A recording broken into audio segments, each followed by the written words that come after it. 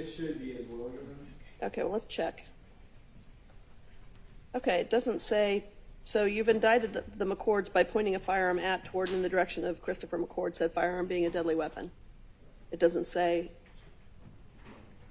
attempted to cause a violent injury to the person. It says pointed a gun at them. Yeah.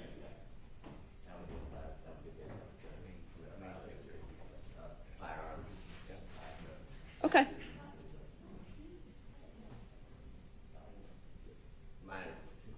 In the past, that's usually how they defined assault. It's an attempt to, an attempt of a violent injury on to whoever, based on the fact that a firearm is a deadly weapon as a matter of law. Okay. Any objection? No objection. Okay. Very vague. Jury charge. It's crazy. Yeah. Okay, any other topics you wanted to bring up? And then just for continuity purposes, when we go into the elements, it's A, B, C, and D for like felony murder and those things. I'm sorry, it's 1, 2, and 3. But then when we get down to the criminal street gang, the state must prove it's just one blurb of a paragraph. Again, that's just my Give us a direction where you are on this double page. I think he's saying in general, there's bulleted elements, and when we rewrote the gang charges last night, we took out the bullets. page 10 is where I am. Okay, I'm inclined to leave it that way. Okay, I get what you're saying, and normally I would agree with you, but we spent a lot of time on that. that's fine. Thank you. Your Honor, when you're ready, on behalf of Mr. Conley, I have one. Yes, sir. I do object to the, on page 10, when it comes to the street game, when it comes to counts 9 and 12. Once again, in count A, there needs to be a nexus, and the jury charges has that word, that sentence in there. But when it comes to on the next page, violation of subsection E, you do not have that. And once again, I disagree. I agree that under the statute, the way subsection E is written, that it does not require a nexus. Case law says that. However, at the point where the state changes the charge that's been indicted, and they're not following the statute, they actually included in subsection E what the court said or why the court said subsection A requires the nexus. They brought themselves that added burden, that added step of the nexus for counts, I believe it's 9 and 12. So I do object to the way this is written. I think the nexus wording needs to be in there for at least those two charges because of the way the state particularly indicted Mr. Conley. Would you scroll up to subpart E, the definition in E?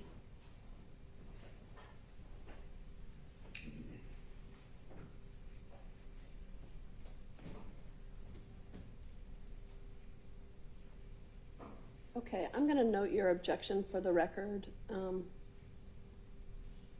And I did modify the charge in part, but I'm going to leave it as is. Just leave that objection on record. I know, it's fine.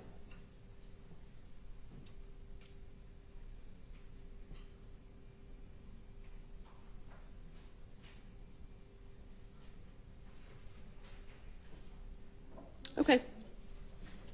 Any other charges that we need to call to attention? Nothing on behalf of Mr. Conley, Your Honor. Okay. All right, and who's going to be closing on behalf of the state? Are you splitting that? Yes, Your Honor. I'm going to open close, and Ms. Young is going to close. Okay, and But let me get Ms. Broderick, okay.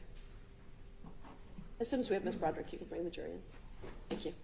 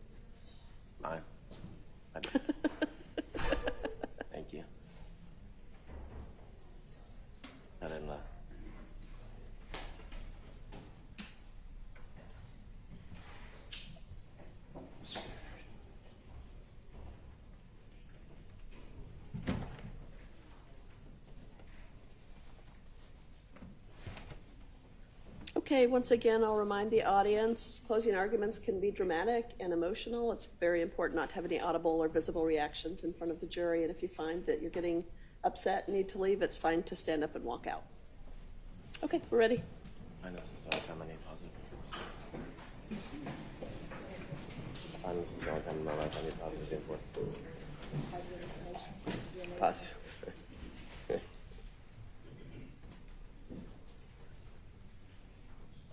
No. I mean, I'll be doing that. Addict. What do you like to do? I've seen you close a few times.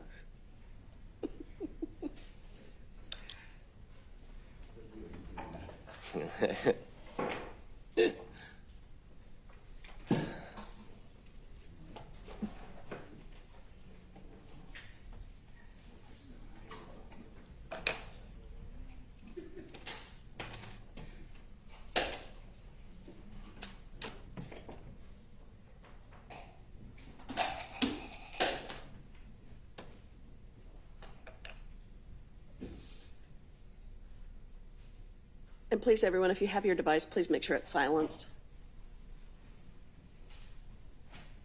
Is it showing? Okay. It is. My God, it might work. Oh, okay. And is your screen fixed today? Yes. Okay. For now.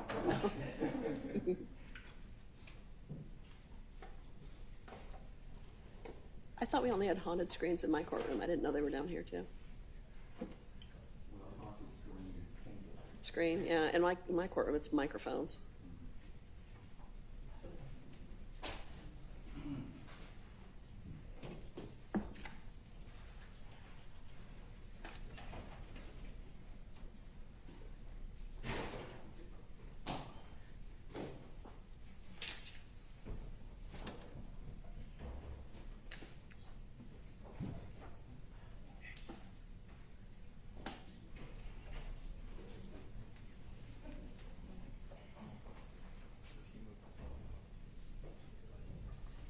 All right, to the jury.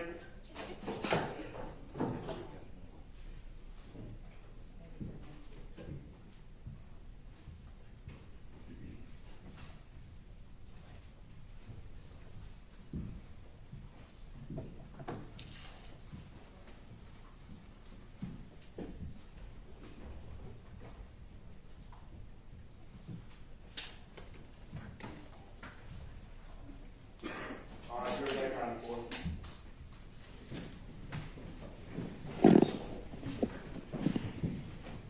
Good morning, members of the jury. All the evidence is closed, and we're now getting ready to hear closing arguments of the parties. I'm going to remind you again that statements made by attorneys are not evidence, and you'll rely on your memories as to what the evidence is. There are going to be 3 arguments. The state is going to open, then the defense will have an opportunity, and the state will get to argue again because they have the burden of proof. If at any point between the arguments you need a break, you can just let me know. I'll check in with you again because the arguments can be long. And we're planning to provide lunch for you today to try to keep things moving. Okay?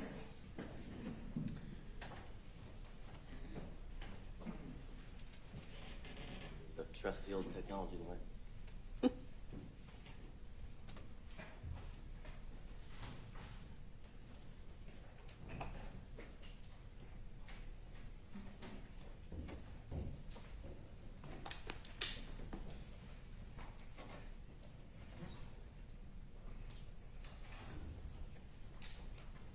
I want to start with talking to you about what this case is not about.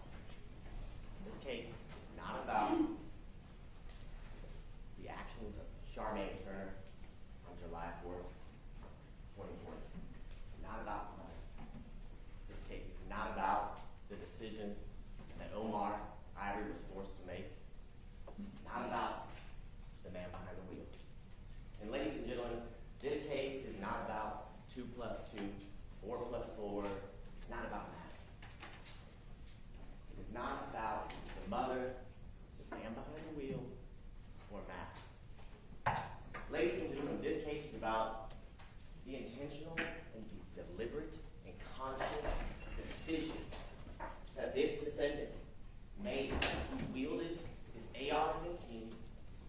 public road in your county, ladies and gentlemen, on July 4th of 2020. That's what this case is about. That's why we're here. We are here because of what he did on July 4th, 2020. What he did to an 8-year-old little girl. What he did to 8-year-old Secoriea Turner. The day that he ended her short 8 years of life.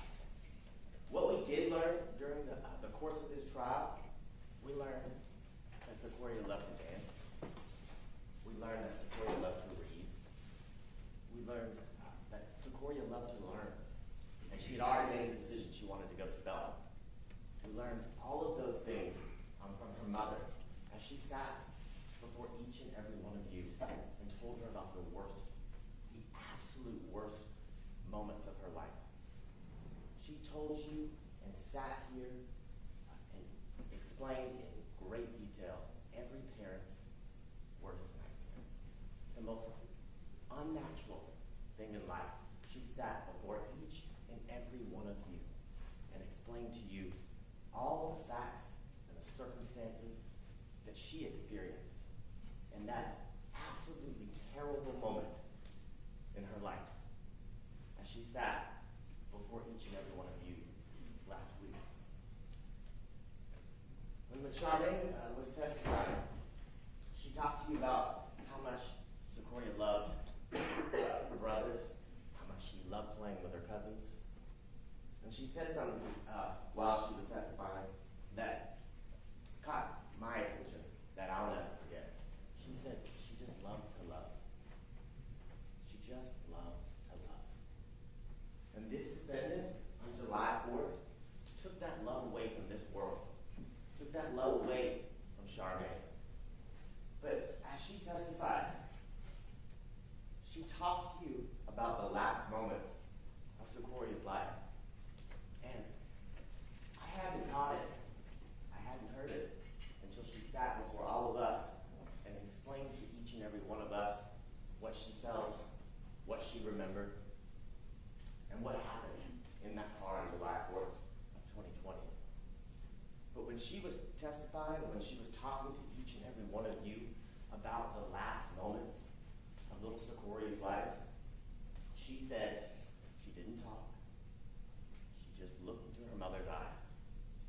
She just caught her eyes and gazed into her mother's eyes.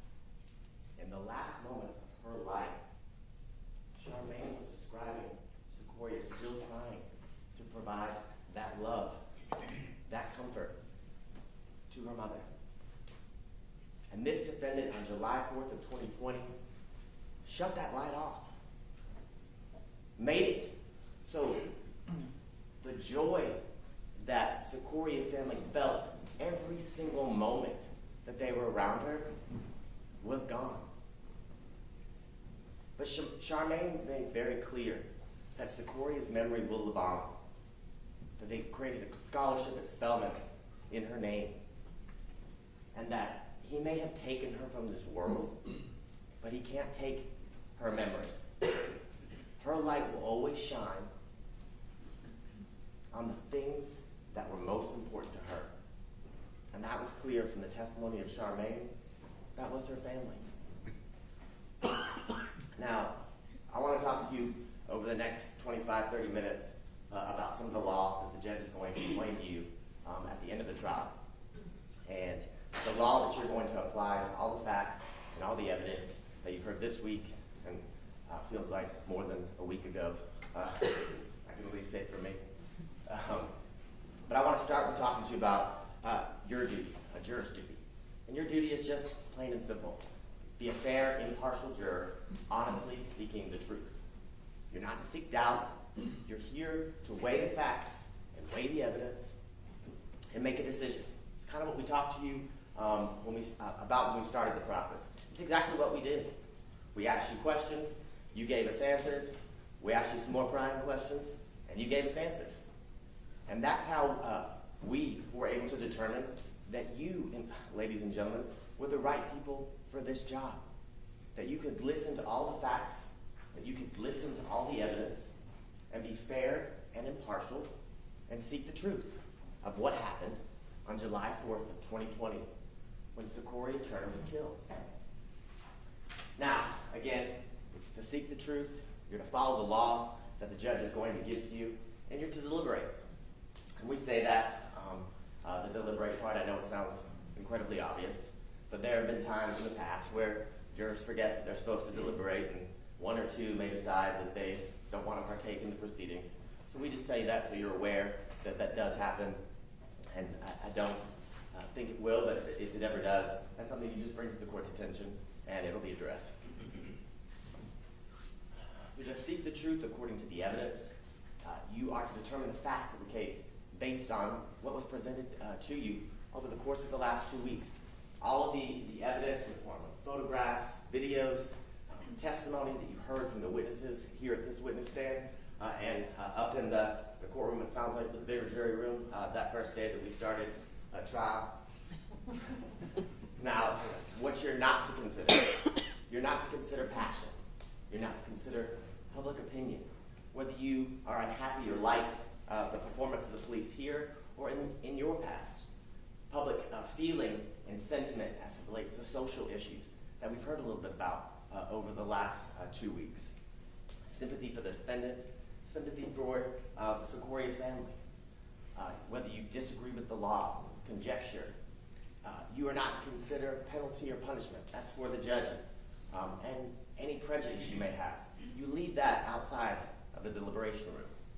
And what you are to consider and what you are to use as tools to apply to the evidence and the facts and the testimony that you've heard is obviously the law, the testimony of all the witnesses that you heard and your recollection and reviewing your notes, admitted evidence that you will receive at the end of this trial, the elements of the crime, which you'll learn about here shortly from the parties and from the judge, expert witness testimony, physical evidence, and as we all talked about on Monday or 2 weeks ago, your common sense and your life experience. You use all of that when you are cycling through and remembering and looking through your notes about the facts and the evidence and the testimony that's come out over the course of this trial. Now, you heard a little bit about this at the beginning of the trial, about whether you could hold the state to its burden of proof. And that burden of proof, it rests with the state. It never leaves the table. The burden of proof is always with this side. The burden is for the state to prove beyond a reasonable doubt each and every material allegation, each and every element of every crime in the indictment that you painstakingly heard me read the first day we started the trial. Now, the judge is going to talk to you about each and every defendant. This defendant, when we started this trial, had a presumption of innocence. Every defendant who exercises his constitutional right to a trial has this presumption of innocence. I like to kind of compare it to a cloak or a jacket. So he walked in on the day we started trial with a suit coat on, with the presumption of innocence, and as the facts and the testimony unfolded, as witnesses testified, as the video from every angle was shown to Detective Shepard, it started getting warmer in this room, and it was pretty warm throughout this trial. But as the evidence and the facts and the testimony continued to come out, that cloak came off. That cloak of innocence went goodbye. Because the state proved, when we rested beyond a reasonable doubt, that this defendant is guilty of each and every count in this indictment. Now, you're going to hear a lot about reasonable doubt, what it means, and a bunch of lawyer jargon. We lawyers tend to use words that should be easy to understand, but then we take them and garble them and make them pretty complicated. So reasonable doubt means just what it says, reasonable. It's based on your common sense, your reason, your life experience. It doesn't mean an arbitrary or vague doubt. It's a doubt in which you can give a reason. It's a doubt in which is reasonable. Now, the state's not required to prove the guilt of the defendant beyond all doubt, beyond a mathematical certainty. There's no equation involved, because the only equation equation that's involved in this trial, any way that you put it, if you do 2 plus 2, 4 plus 4, whatever it may be, they all equal -1. They all equal -1. Because no matter how you look at it, and how you put the facts and the circumstances together, Secoria's gone. She's not coming back. That's the equation that's important in this trial. Reasonable doubt is the doubt of a fair-minded, impartial juror honestly seeking the truth. Again, you're not going to seek doubt. What does that mean? Apply your life experiences, apply your common sense to what you heard over the last 2 weeks, and that's how you come to your decision. That's what you do back in the deliberation room. The only difference is once the trial ends, once the judge finishes the charge, you guys are in the driver's seat. You don't have to wait on us. There's no breaks because of any conversations that the attorneys have to have, or any sidebars with the judge. You guys are in control, and you guys get to apply all of your life experiences to everything you've heard over the course of this trial. The judge is going to talk to you about different types of evidence, but there's direct and circumstantial evidence. And she's going to explain to you what each one of those is. It's fairly obvious. Direct evidence is evidence that points immediately to a question at issue. So it's evidence that's tangible. It's photographs. It's the videos. It's documents. It's testimony that you heard from witnesses as to what they saw, what they heard, what they remembered seeing and hearing on July 4th, 2020. She's also going to talk to you about circumstantial evidence. But as it relates to direct evidence, again, not the 911 calls that you heard, things of that nature. What Omar and Ms. Charmaine were called, and how they were able to remember and talk to you about the 911 call that was made that night. And the people they remember seeing surrounding them as they passed the barricades. Circumstantial evidence is proof of facts or circumstances by direct evidence, which you may infer other related or connected facts that are reasonable and justified, again, in light of your life experience. Now, I like to provide an example I think we all have experienced in life, an everyday experience. So, when I'm one of 4 children, I have a twin sister, I have a brother who is 16 months younger than me, and then I had a brother who was 6 years younger than me. So my mom had her hands full throughout the years that she was raising us. Now, before my youngest brother was born, it was almost as if my sister, my brother, and myself were triplets, because we were very close in age, and we were pretty wild. So we injured ourselves quite often. And so we were either in the ER, doctor's office, whatever it may be, with a broken arm, busted leg, busted lip, something that needed to be patched up. Now, if you use what we just talked about, direct and circumstantial evidence, circumstantially, you don't know anything about the facts and circumstances, you see my mom bringing all 3 of her children to the hospital or to the doctors injured. And you may draw some inferences based on what you just see, not knowing any of the context or the details.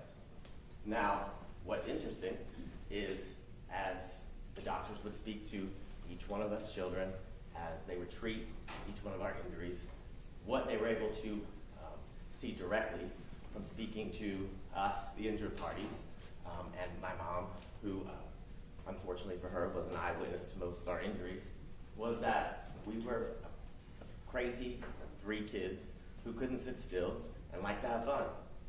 And so that's how I like to explain direct and circumstantial evidence and how you apply it and use it. And what the doctors would say beyond a reasonable doubt after we leave, after each visit, that we be back. And that my mom had the patience of saying. So that's how you use your life experiences to use direct evidence and circumstantial evidence to come to a conclusion. Exactly what you're going to have to do when you are looking at the facts and the testimony of this case. The judge is also going to tell you that the testimony of a single witness, if believed, is sufficient to establish a fact. Generally, there's no legal requirement of corroboration of a witness, provided you find the evidence to be sufficient.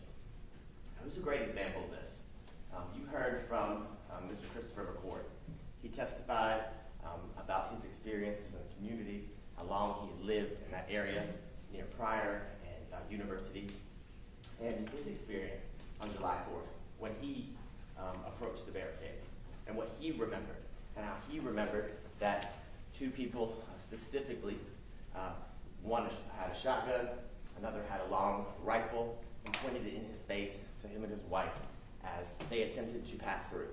Now they were able to turn around after Mr. McCord had an exchange of words with who he later identified as the defendant, to Detective Shepard, when he told Detective Shepard that the individual he saw on the news conference was the person who pointed that AR-style rifle at his face when he first encountered the barricades. And Mr. McCord's testimony, Mr. McCord's recollection, is further corroborated by the video evidence that you saw painstakingly over and over and over again over the course of this trial. You see this defendant in his very distinctive clothes with his AR-style rifle doing some sort of, looked like military move, pointing a weapon in the direction of both Mr. and Mrs. McCord, looking as if he's about to engage their vehicle with his AR-15. You are also going to hear about how you're to judge the credibility of witnesses like Mr. McCord, how you're to judge the credibility of Detective Shepard, and how Detective Shepard explained to you the process in which he took and how he worked backwards after he got all of the video tracking the defendant because of his distinctive clothing in each one of the videos, in each one of the angles, in order to place him exactly where he told you and where this defendant is at the time that the Jeep Secoriea is traveling and passes the barricade, at the time that Secoriea is shot in the back. The judge is also going to talk to you about statements that you heard previously. It's not a secret. This case is not a case that occurred yesterday. It's a case that occurred in July of 2020. As your common sense will tell you, memories fade. That's why things are recorded and things of that nature. That's why you heard about reports and prior statements that were made and talked about during the testimony of this case. Now, the judge is also going to talk to you about identification. And identity is a question of fact for you, ladies and gentlemen, to determine. Your determination of identity is dependent upon the credibility of witnesses or witnesses offered for this purpose. You should consider all the factors previously charged about credibility, which you'll hear about again from the judge at the end of the trial, and the factors you would apply, and the ones we just talked about. And a great way to kind of boil this down is the books when we were kids, the Where's Waldo book. And, at first, you flip through each page, you look for wherever Waldo was, but once you found him, you never couldn't find him again. That's exactly what we have here. And that's exactly what Detective Shepard explained to you, and that's exactly what you saw as it relates to this defendant's distinctive clothing.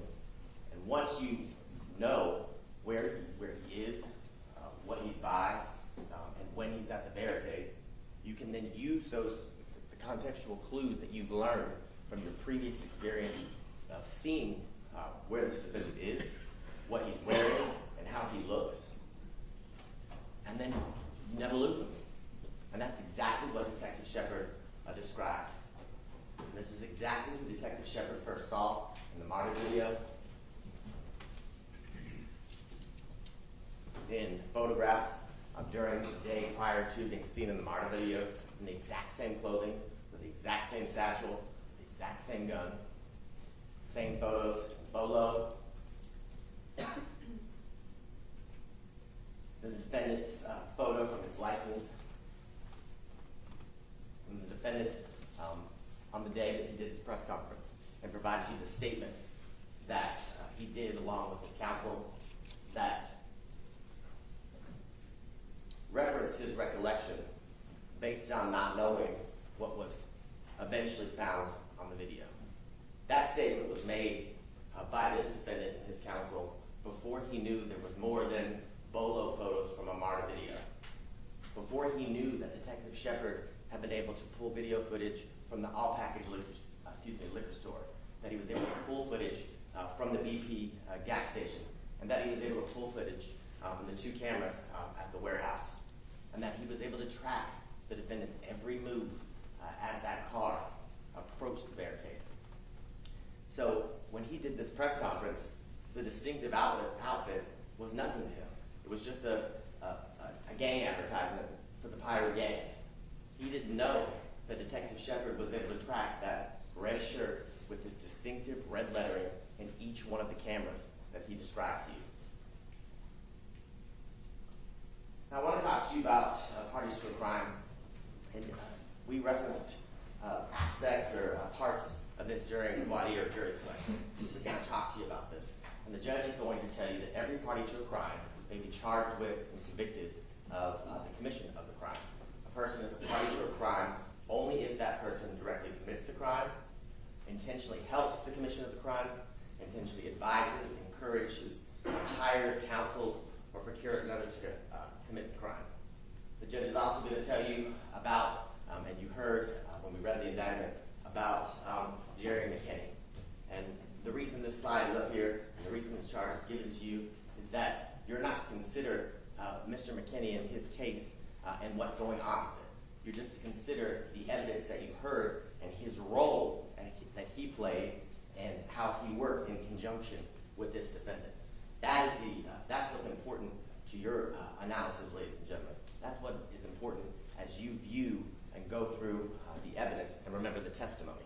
It's the role that Mr. McKinney played and how he worked with this defendant. You're not to consider or worry about what's going on with his case, because his case is for another day and for another jury. Now, you also heard from Detective Shepard about parties to a crime. He gave you an example involving a bank robbery.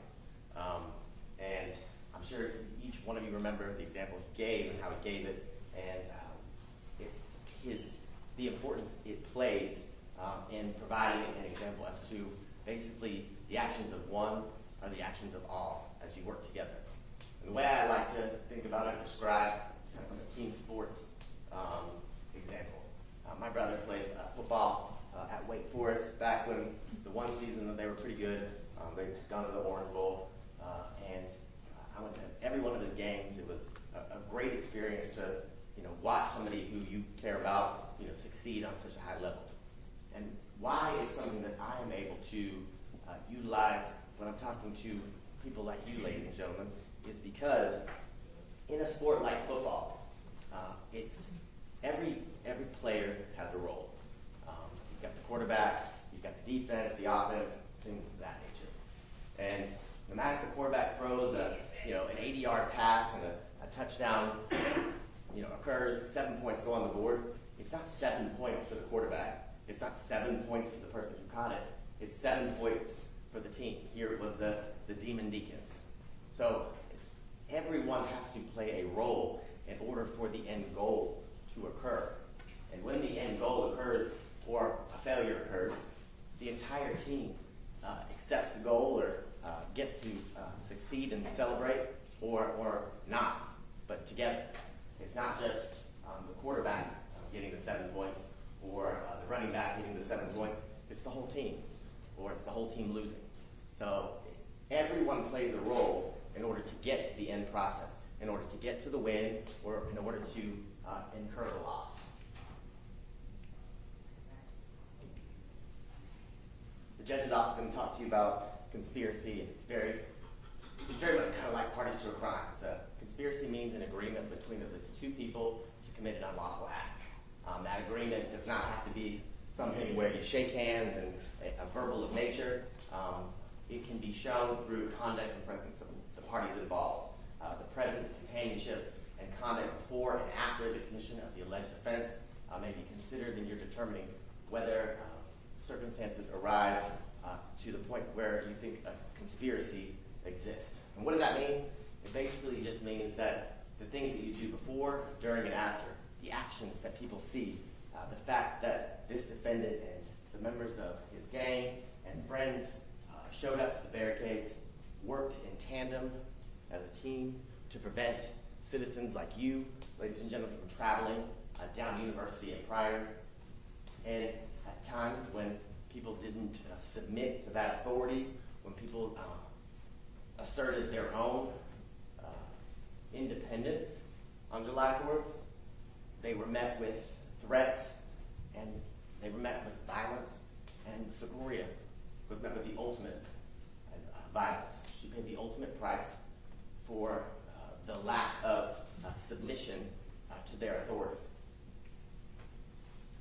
Like I said, the agreement may be expressed, meaning it can be written, things of that nature, but it also can be an unspoken understanding.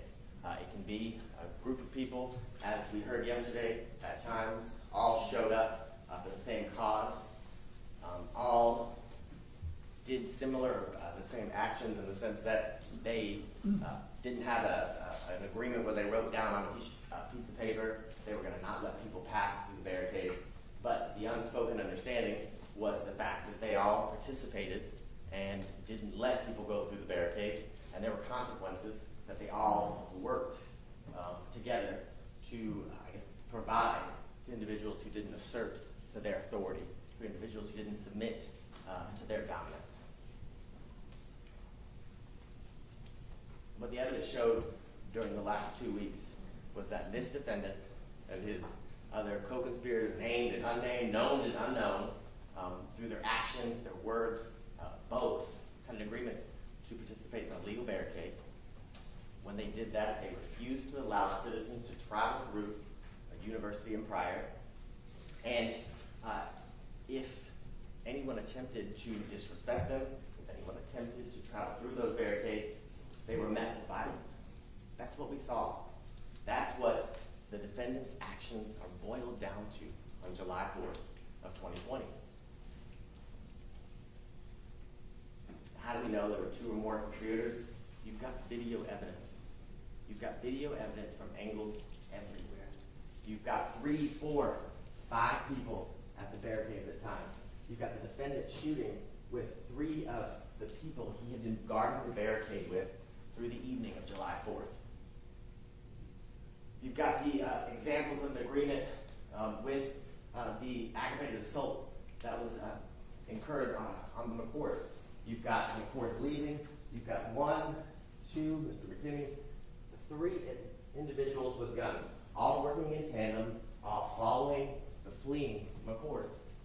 All an example of an agreement by 2 or more conspirators. What the agreement does not require is, as we've talked about, written, or it doesn't have to be written or oral. It doesn't have to be anything that necessarily has to be said. You don't have to write a contract with details. It can just be an understood thing where, like this situation, you stand at a barricade with your AR and you don't let people through. And you commit acts of violence when they don't submit. And the judge is going to talk to you about, and you're going to hear about the elements of all the crimes that you heard in the indictment that were read to you at the beginning of this trial. She's going to talk to you about count 1, murder. She's going to talk to you about counts 2 and 3, which are felony murders, and the predicate offenses or acts for each one of those felony murders, that being the aggravated assault with a deadly weapon on Secoriea Turner, and then count 7, which is the criminal damage to property in first degree for the shooting of the Jeep that Secoriea was riding in when she was killed. You're going to hear about the aggravated assaults in counts 5 and 6 that Omar Ivory and Charmaine Turner experienced when their car was fired on, the same car they were traveling with little Secoriea. You're going to hear about count 8, possession of a firearm during the commission of a felony. And you're going to hear about counts 9, 10, 11 and 12, and then 17, 18, 19, and 20 about those specific charges involving participation in criminal street gang activity and the different subsections that the judge will read and tell you the elements as it relates to each one of those charges. Then you're going to hear about counts 13 and 14, which we talked a little bit about today, about the aggravated assault that the McCourts experienced when they first encountered the barricade with guns being pointed and threatened because of the disrespect they were showing for beginning to travel through the barricade, and then the aggravated assaults that you actually saw that were committed on the video by this defendant and Jerry McKinney when they were pointing their firearms at both Mr. and Mrs. McCourt as they drove away. And the judge is going to tell you that with every one of the crimes in this indictment, specifically murder, intent essential element of any crime that must be proved by the state beyond a reasonable doubt.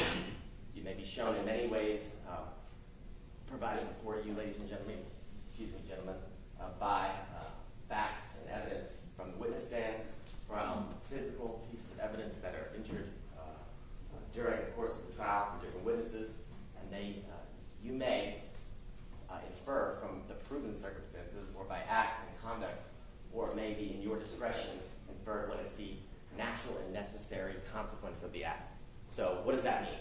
The natural and necessary consequence of pointing your AR-style rifle and pulling the trigger at least 8 times as a car, in this instance, a Jeep, where Secoriea was seated in the back, just playing on her phone, watching TikTok, that when you fire that weapon, that high velocity rifle into that vehicle, the natural and necessary consequence, it's going to hit somebody.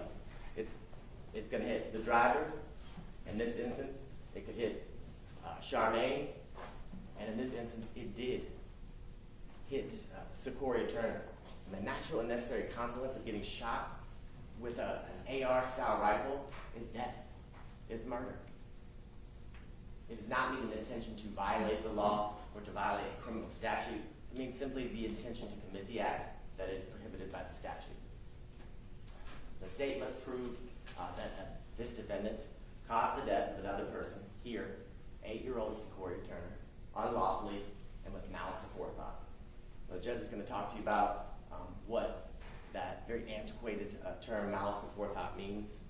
Malice is not necessarily ill will or hatred. Rather, it's the unlawful intent to kill. You may find malice in the circumstances show that this defendant acted with deliberate intention to unlawfully take the life of another person, to deliberately fire his high-velocity rifle into a car that's carrying 3 people, that led to the death of Secoriea Turner. The judge is also going to tell you that malice can be shown where there does not appear to be significant provocation, and all the circumstances show what is called an abandoned and malignant heart. What does that mean? It means you have no regard for human life. And that's exactly what you saw in this instance. When you take your gun and fire your rifle at least 8 times at an unsuspecting car, that's what we call an abandoned and malignant heart. That's when you take someone's car, throw it on the ground, and you stomp on it. But that's all it is. It's when you have absolutely no regard for human life, when you have absolutely no regard for a little girl who's just trying to get home to play with her cousins. The judge is going to tell you that murder, the state doesn't have to prove premeditation to prove murder. If the killing is done with malice, it is murder regardless of how brief the malicious intent existed, with no specific length of time. The judge is going to tell you to form in an instant, in a moment, that if malice was in the defendant's mind at the time of the act or the killing and moved the defendant to do so, that's enough for the killing to be murder here in the state of Georgia. The state does not have to prove motive. I would submit to you, ladies and gentlemen, there was motive. The motive was clear. It was the defendant and his members of his illegal barricade militia felt disrespected, and because of that disrespect, they just opened fire on the vehicle that Secoriea were just riding home in. The judge is also going to tell you and give you the elements of felony murder. And felony murder, you can find it in counts 2 and 3. And with felony murder, there's always going to be a predicate act. In this instance, the predicate acts are aggravated assault and criminal damage to property in the first degree. And the judge is going to tell you, unlike malice murder, felony murder, no proof of malice is required. You don't have to show you express or implied malice, we just talked about. There's no intent to cause the death. That's not required.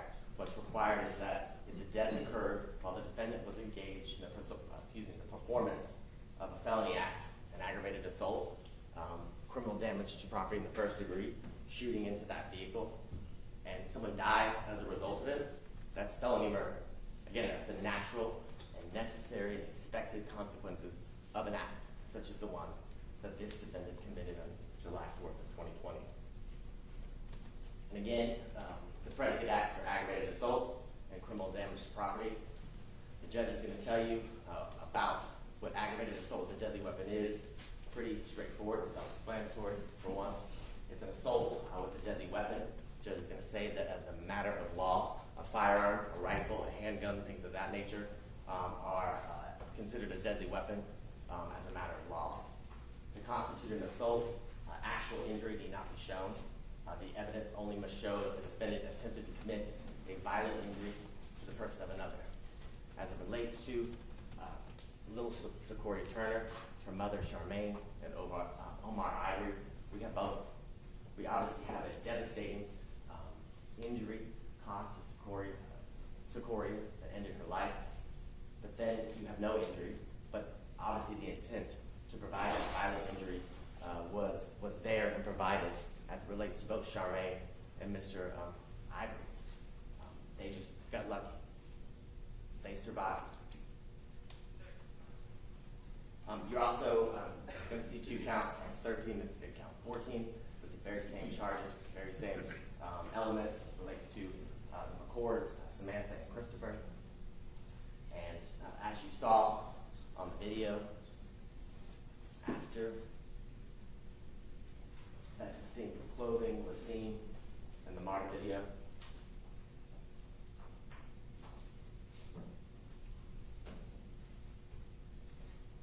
and as Detective Shepard described, black do-rag, twist, red shirt, white lettering on the shirt, AR style, firearm, black satchel, light pants, and a light-skinned individual. 8 identifying characteristics that he looked for painstakingly in every video, in every second of every footage he watched.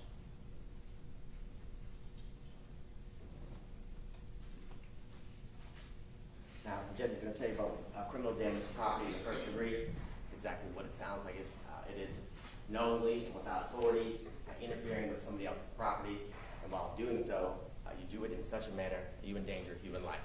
Pretty straightforward.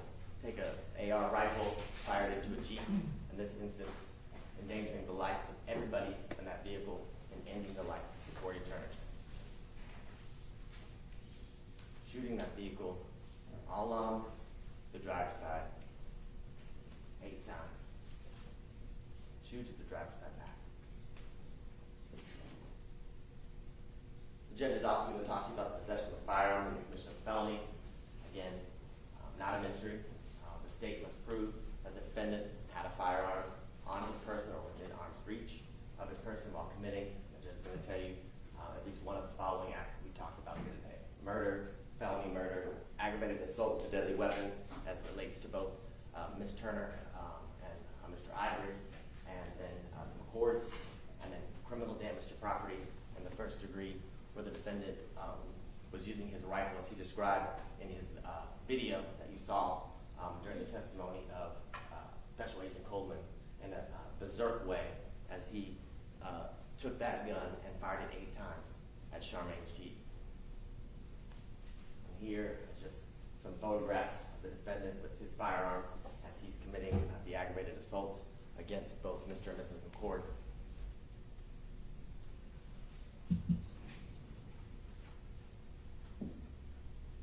Showing the defendant in the exact same clothing that Detective Shepard described that you just saw in a different angle. Still holding that firearm during the felonies just described. And the judge is going to talk to you about the remaining counts, counts 9, 10, 11, and 12, and then 17, 18, 19, and 20, which involve the violation of the Street Gang and Terrorism Prevention Act, the gang counts, and the indictment. The judge is going to talk to you about each one of the subsections, subsection A, B, and then subsection E. You're going to hear about the elements of each one of these counts as it relates to what's required for subsection A, what's required for subsection B, and what's required for subsection E. The judge is going to define and give you information as it relates to participation in criminal street gang activity and what that means. The judge is going to tell you that the person commits the offense of the violation of the Georgia Street Gang Terrorism and Prevention Act, the gang counts, when that person, while associated with a criminal street gang, the Pyru Bloods, commits a crime that constitutes criminal gang activity. What's criminal gang activity? In this case, the judge is going to tell you it means commission, attempted commission, or conspiracy to commit, which we've talked about, any offense that involves violence, aggravated assaults, for example, murder, felony murder, and the possession of a weapon or use of a weapon. And here, like we just talked about, murder, felony murder, aggravated assault with a deadly weapon, criminal damage to property in the first degree, and possession of a firearm during the commission of those same certain felonies. And the judge is going to tell you, you are to consider criminal gang activity. Just going to talk to you about the tools that you are to utilize when you go back to, during deliberations and how you are to consider how criminal gang activity can be shown. The judge is going to tell you that the commission of any offense that would constitute criminal gang activity by any member or associate of an alleged criminal street gang, here at the Pyru Bloods, and that you are able to make that determination as it relates to whether there's the existence of a criminal street gang and criminal street gang activity by looking at those offenses, by utilizing the information that was provided by Special Agent Coleman, the information that was provided by this defendant and his Instagram, as it relates to his membership and association with the Pyru Bloods. The judge is going to tell you for the subsection A counts 9 and 17, that the state must show beyond a reasonable doubt the existence of a criminal street gang, here the Pyru Bloods, that the defendant is associated with that criminal street gang, the Pyru Bloods. He told you that in his own words, and what Special Agent Coleman described as his autobiography, outlining his gang membership not only in the Pyru Bloods, but in the G-Shine sect of the Bloods prior to that. And then the judge is going to talk to you about that the defendant committed or participated in criminal gang activity, and that the state showed a nexus or connection between the crimes that were committed, the aggravated assault, the murder, the felony murder, and the interest or furthering the interests of that gang. And here, as Detective Coleman talked about during his testimony, was clear that the acts that were committed, the acts that killed Secoriea Turner, were all due to the disrespect that was shown to this defendant and the members of his gang. That they didn't stop, they didn't bow down, they didn't submit to the authority of this defendant on July 4th, and they paid the consequences for it. It's as simple as that. She's going to tell you for counts 10 and 18, which is subsection B of our gang act, that the state must show the existence, again, of a criminal street gang, that the defendant is, again, associated with that criminal street gang, and that the defendant participated, again, in criminal gang activity, and he did all of that in order to maintain and increase his status or position in the gang. And you heard from Special Agent Coleman about how one increases and maintains their status or position in their gang. It's not about rank, he told you. It's not about things of that nature. It's about doing things in a highly visible manner. And because of that, you gain respect. You put in the work, and people watch you put in the work, the way Special Agent Coleman described it, which is exactly what happened here.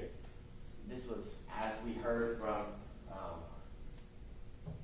Ms. Salloway yesterday, this was a crowded area. It had been crowded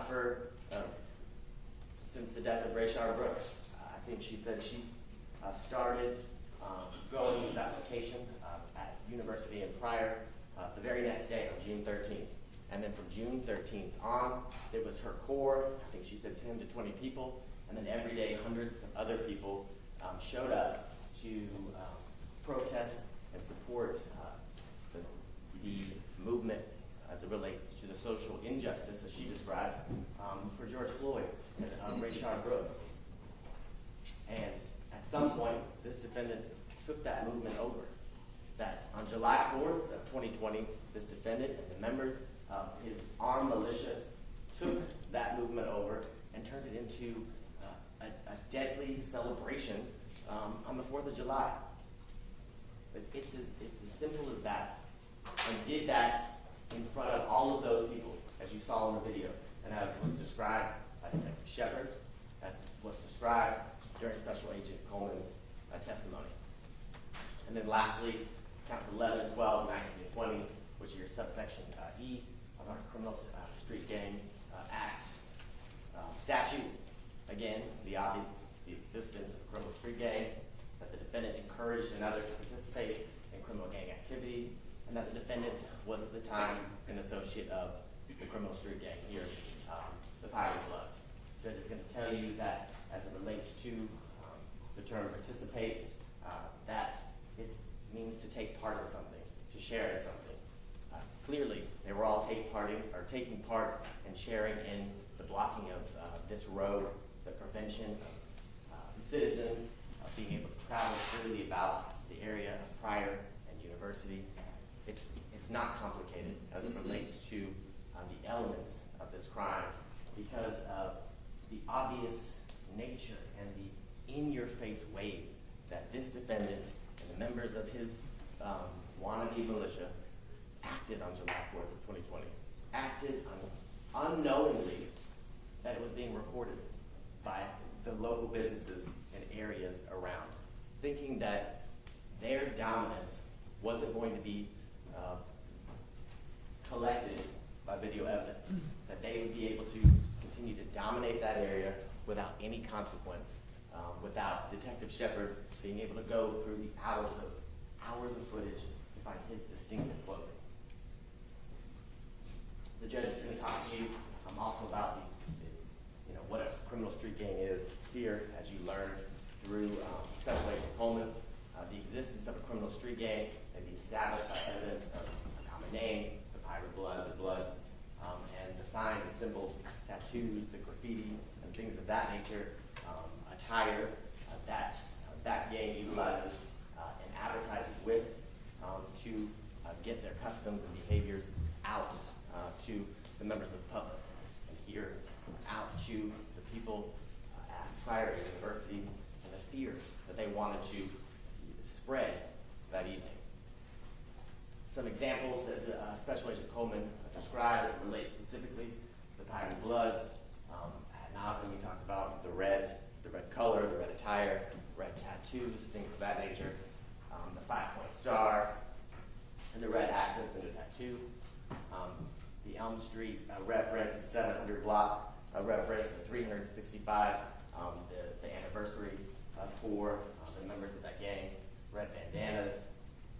And he described the distinctive characteristics of not Bloods, but the Pirate Bloods, that their distinguishing and distinctive characteristic is their violent ways in which they spread their dominance, in which they assert their authority, which is exactly what you saw on July 4th of 2020. Nothing different, nothing unexpected. And I was thinking about an example as it relates to the defendant's tattoos. You heard on the cross of Special Agent Coleman about the ice skate tattoo that was across the defendant's hand. And you heard a number of questions from defense counsel, Mr. Hoover, about this ice skate and what it means and its company and things of that nature. And all of that may be very true. And you heard Mr. Hoover talk about some characteristics. I think he said he had a 5-point star tattooed somewhere on his body, and then he talked about his family from Chicago. And I couldn't remember the last thing that he said as it relates to trying to compare the defendant's ice skate to the use of ice skate on his hand, and then the use of it along with other gang characteristics in his Instagram. But I was thinking, Mr. Hoover's exactly right. So the fact that he has a 5-point star, that he's from Chicago, I think he said his dad's name is, I can't remember, or his last name is Hoover. That doesn't make him a gang member because he's got a 5-point star and he's from Chicago. And the last characteristic he said, because he doesn't incorporate that, or he doesn't use that in conjunction with gang activity. He doesn't use that to advertise gang membership, like this defendant did. He would write "I skate" with mob. He'd write "I skate" and then put, Elm Street, block 700. I mean, that's the point. I have a 5 on my wrist. It means nothing but 5. But if I was to put that 5 on my wrist on a photograph next to Elm Street Bloods, well, you're sending a message. That's the point that Special Agent Coleman was making. Not that everyone who has a 5-point star, everyone who has a red, 5 on their arm, or a tattoo that could be considered, a gang identifier, is a gang identifier. It's what it's used in conjunction with. It's the behaviors, it's the language, it's the message that you send along with your tattoo, which is exactly what this defendant did throughout his Instagram. He talked to you about some of the graffiti that he saw in relation to the area of Wendy's where Mr. Brooks was killed. He talked about the identifiers as it relates to Mr. Brooks being a member of the Pirate Bloods, and that being the purpose and why the members of Pirate Bloods gathered in this area, and the things that he saw.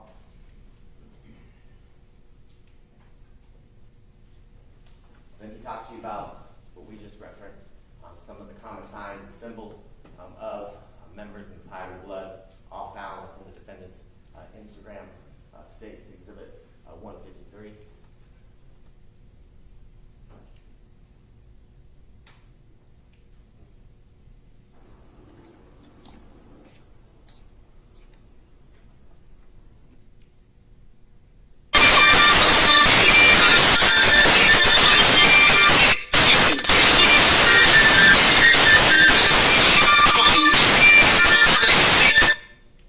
Special Agent Coleman talked to you about those hand signs and what they mean, the message and the significance that they are to the members of the Pirate Bloods and this defendant, Julian Conley.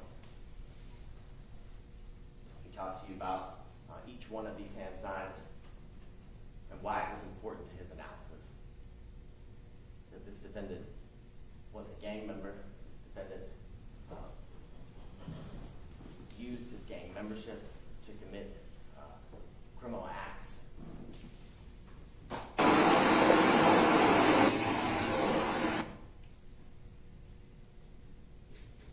Why the tattoos on his body were significant as it relates to his ultimate opinion and conclusions. We talked about the background of not only the Bloods, but specifically the Pirate Blood sect, and how and why it's a criminal street gang. He talked to you about this defendant, as he referenced his autobiography, and as you can see, admitting that he was a Pirate Blood. Before he was a Pirate Blood, he was in G-Shine, set his bloods.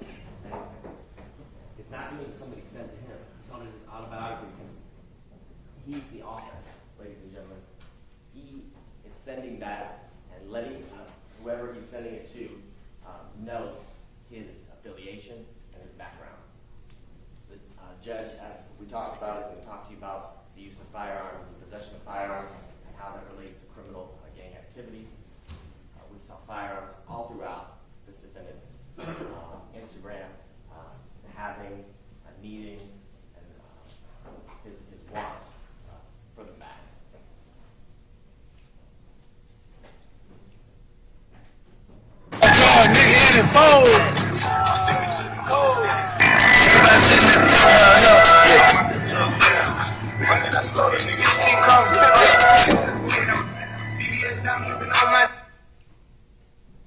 Nigga, keep a gun. I keep a Glock G-lock in my back pocket. Pocket rocket, let it pop it, let it go berserk. Blood stains on my shooting on my t-shirt. Said the nigga moving pounds, but it's cheap work. Yeah.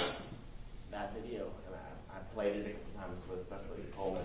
I wanted to play it again for you, ladies and gentlemen, today, because that video describes exactly what this defendant did on July 4th of 2020. He used his gun, and as he described, blood on his shirt. And on July 4th of 2020, the stains, the blood on his shirt was of an 8-year-old child. An 8-year-old child. 8-year-old Secoriea Turner. Again, there's more photographs, firearms. After the incident, this defendant is seen again a few hours later. Same shirt, same satchel, same firearm. And ultimately, Detective Coleman, or Special Agent Coleman, talked to you about the circumstances surrounding why this defendant was there, why members of his gang were there, why that territory was important to the Pirate Bloods. And they engaged in this pattern of criminal conduct, that they were blocking the roadways, that if you didn't submit, that you were threats of violence and actual violence was imposed upon you for not submitting to their authority. And then lastly, as it relates to subsection E, the judge is going to talk to you about, again, the existence of a criminal street gang being required, and that the defendant encouraged another to participate in criminal gang activity, and that the defendant was at the time an associate or member of the criminal street gang, here the Pirate Bloods.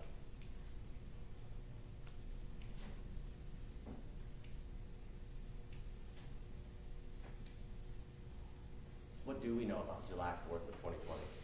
We know that this defendant was asserting authority with members of his gang. He was doing so he could control the area of Pryor and University, that people would submit the power and the authority that he exhibited and exuded, and if he didn't, it was, in his eyes, disrespect. And anyone who disrespected him, we either met with violence, threats, and in this instance, death. Little Secoriea Turner died because her vehicle just attempted to go home. Little Secoriea Turner died just because she wanted to go play with her cousins. And if that wasn't convenient for this defendant. Now in a moment, I'm going to sit down and the defense will have an opportunity to address each and every one of you. And then Ms. Young will have an opportunity to go through all the facts and circumstances from July 4th of 2020 and everything that you heard as relates to the testimony and the evidence during this trial. Thank you. For the defense argument? Need a break? You need a break? You ready? Okay. Okay, counsel, you just let me know a few minutes ago that your screen is not working. Do you need that? It's back up? Okay. But you can feel free to turn that however you want to, and we can also call for tech help if you need it. Do you want to get started? Yes. Okay, go ahead. Yes. That's fine, yes.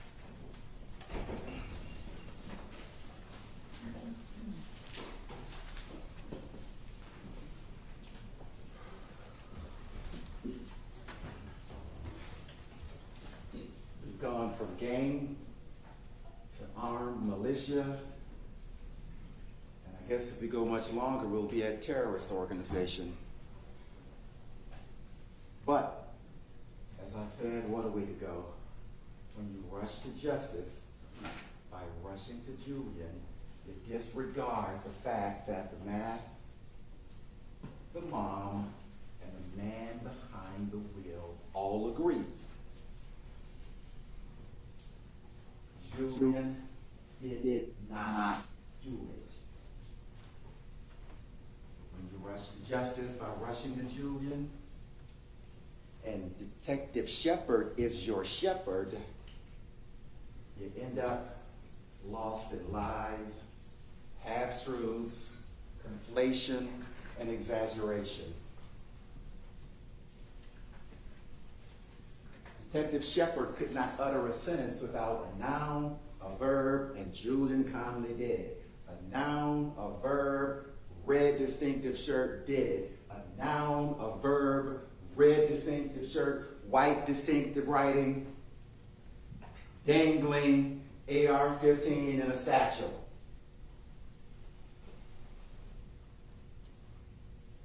Detective Julian Shepard, Jarion Shepard,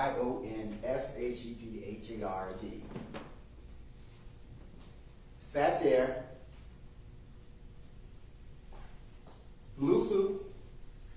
shirt, blue and yellow tie,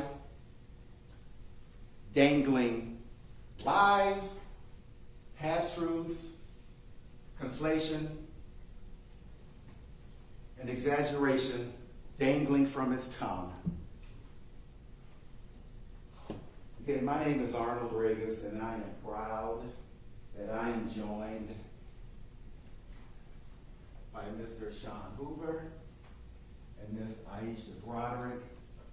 And it is the pride of our lives and careers to stand next to this young man, Julian Conley, and his family, while they stand next to Shepard, a man who wouldn't know the truth if it smacked him in the face, unless it took less than 8 days to find it, because the investigation took 9 days, except when he sat in that seat, he may have said, oh, I may have done that in 8 days.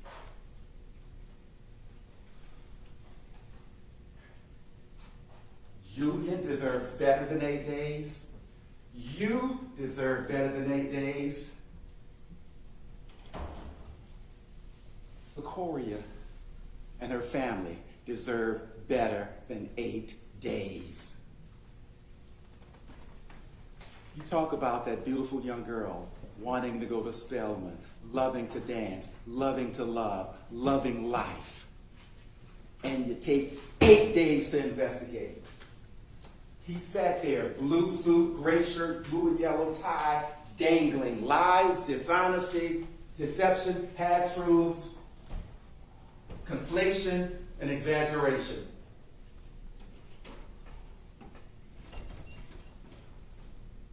And I apologize, I'm emotional, I'm loud, I can't help that. I know the state said it's not about emotion, it's not about passion, but I'm gonna be me, I can't help that.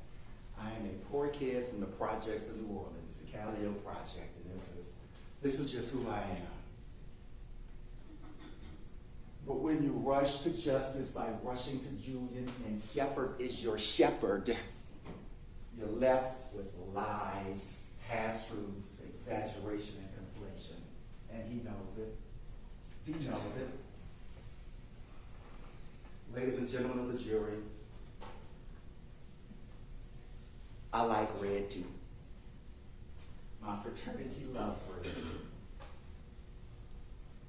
Sometimes I walk around with my red backpack and I'll hear judges talk about you and that red backpack. I see you walking all down the street with that red backpack. It's the first thing I notice. Before I notice your 6'4" person behind in chambers, I notice that red backpack. Because it kind of stands out. Well, ladies and gentlemen of the jury, and I don't do this to be hokey or corny or inflammatory, but this case is brought to you today, or my closing is brought to you today, by the color red.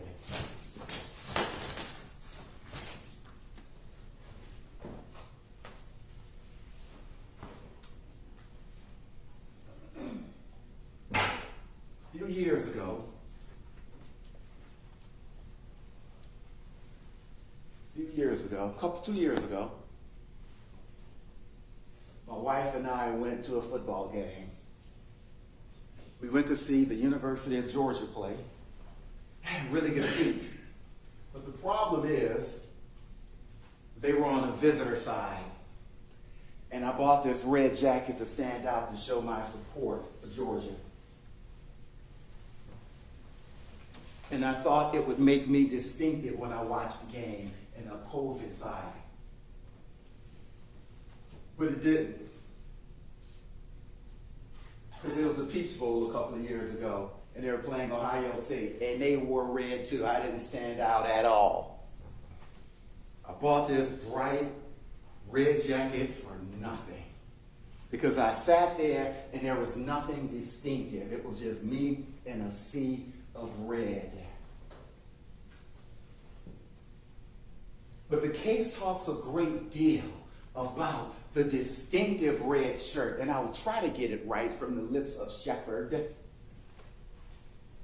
Red shirt, distinctive white lettering, light colored jeans, satchel, dangling AR as he sat there in a blue suit and gray shirt and yellow tie, dangling lies, half-truths, conflation, and exaggeration.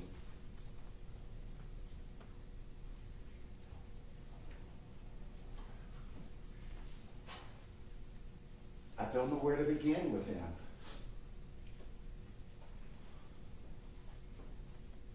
But I'll do it in less than 8 days. Because I don't want to take too much of his time, because on the 9th day, I guess he has something else to do. 8 days. Secoriea deserves so much more. As I said, I'm a poor kid from a catio. And I don't have a brother or a sister. I'm an only child. But I have daughters. I'm a girl dad. I have 2 daughters. I am a girl granddad. I have a girl granddaughter, Ava.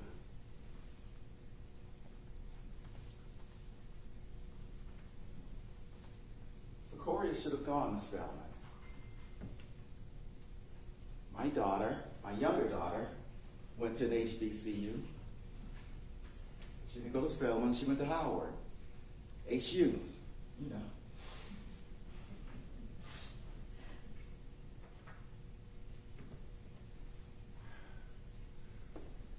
And to say that it took me 9 or 8 days,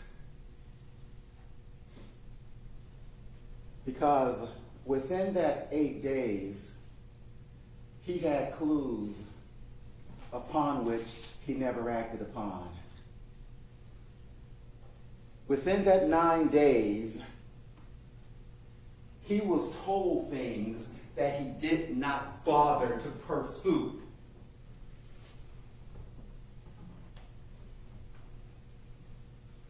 But first, we're going to talk about a few of his lies as he sat there with that smug face. He talked about the fact that Omar Ivory showed him some pictures of the people he saw shoot. But when that man, Detective 1, with a blue suit and gray shirt and blue yellow tie, with lies, dishonesty, conflation, and correlation dangling from his lips, when he sat in his seat, after he raised his right hand and swore to tell the truth, the whole truth, and nothing but the truth, he sat in his very seat and said to you, yeah, Omar came to me. There was some information he got offline, and all he did was pass it along to me, but he couldn't confirm any of it. It is hard to tell 2 lies in 1 sentence. He managed. Lie 1. Omar was merely passing along information. No, what Omar was doing was saying, here are the 2 people who shot. They're circled. One is tall and dark with a beard. The other is short and light-skinned with dreads or twists. That is what he said. And then that man who sat there with the blue suit and gray shirt and blue and yellow ties with lies dangling from his lips then went on to say, but he couldn't confirm any of it. Lie number 2, because when Omar sat there, Omar said, I definitely told him, those are the 2 people I saw. When Detective Shepard said, did you see him with your own eyes? Omar said, hell yeah, I saw him. I won't lie about nothing like that, dog. Hell yeah, I saw him. Those 2 people I have circled. Those are the 2 people who shot Secoriea. Dressed in black, dressed like bounty hunters. That is what Omar said, but what he said was, just passed along the note. Couldn't confirm anything. 1 sentence, 2 lies.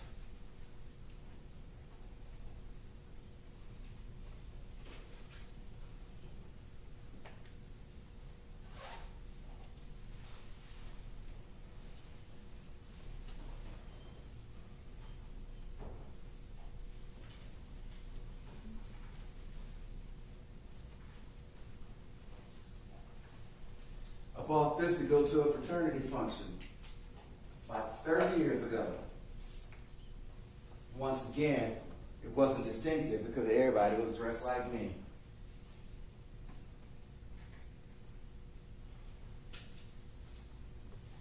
And then Detective Shepard said about the McCords, he identified that person went to his car. He said that person had on red when he went to his car with the shotgun. That was not true. The McCords, Mr. McCord, said that a person came to his window with a shotgun wearing black. And another person was standing in front of the car wearing black. Now, I want to be clear. I know nothing about guns. Despite what I do, I know nothing about guns. But people keep telling me there's a big difference between shotguns and rifles. Fine. But no one ever said anything about Julian with a shotgun. It was always red shirt, white distinctive writing, light jeans, satchel, dangling, not a rifle. But he sat there and said the McCords identified him in his red. Untrue.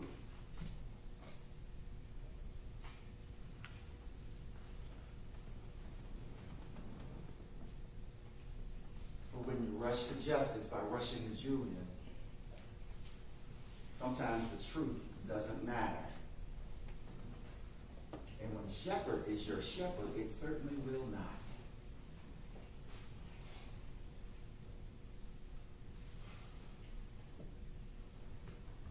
So let's talk about what they said.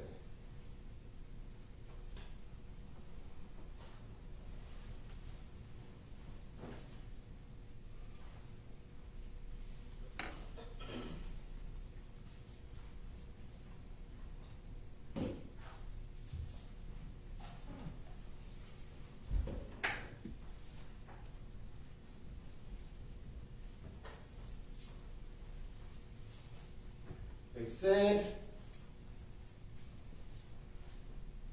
they saw the barricade.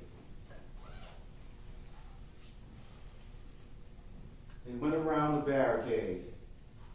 I think Omar said he may have slowed down for a second, but then he accelerated around the barricade. And that's when they saw people there. The people were saying, whoa, whoa, whoa, as if to try to get them to stop. But then Omar proceeded through that barricade, sped up, went a little faster, and went through that barricade. And when he went through that barricade, people started shooting. They got down to that second barricade, and eventually they got to a place and they stopped.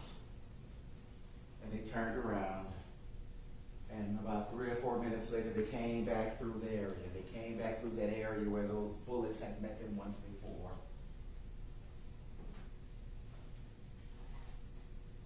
And then he said he drove to the hospital with 2 flat tires along that right. Whether they were shot out or what, we will never know. But 2 flat tires. He got to the hospital.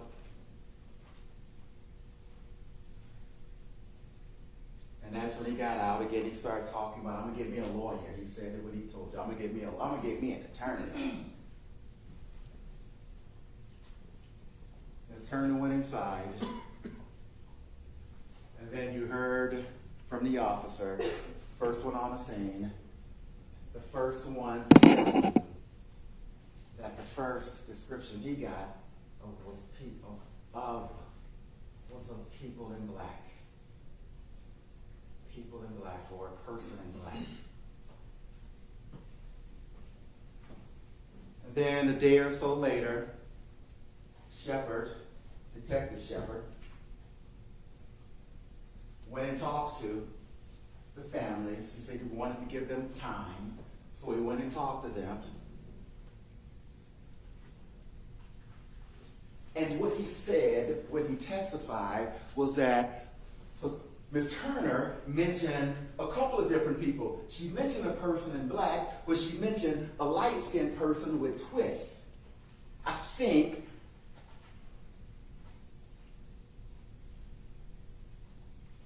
I won't call that a lie, but as the saying goes, there are lies, there are damn lies, and there are half-truths. Well, that was a half-truth.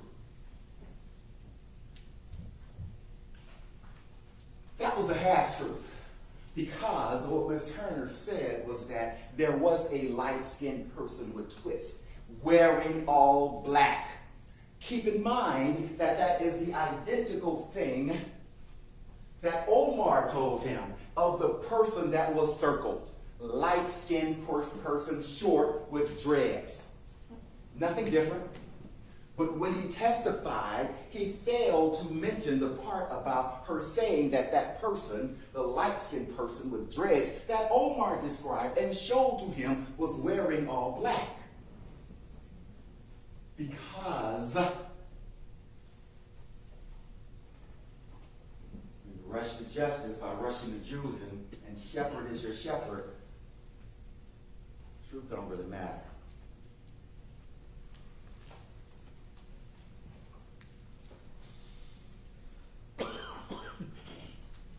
She said all black. And then another point, she said black pants and a white t-shirt. Never did she ever say the word red. And speaking of red, I feel a little ridiculous now.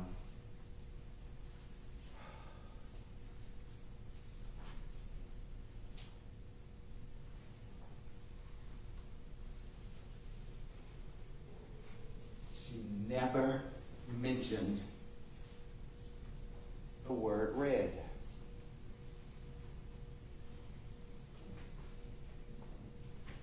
Then, of course, as we talked about, when Detective Shepard, their shepherd, met with Omar later that day with that picture, he never mentioned the word red. I like red. I think red stands out. Red is a kind of color you notice. You notice red. There's a person sitting on the second row now. I don't even have to look, but I know that she has on red. I know that when the McCords got out of that car, Mrs. McCord had on red.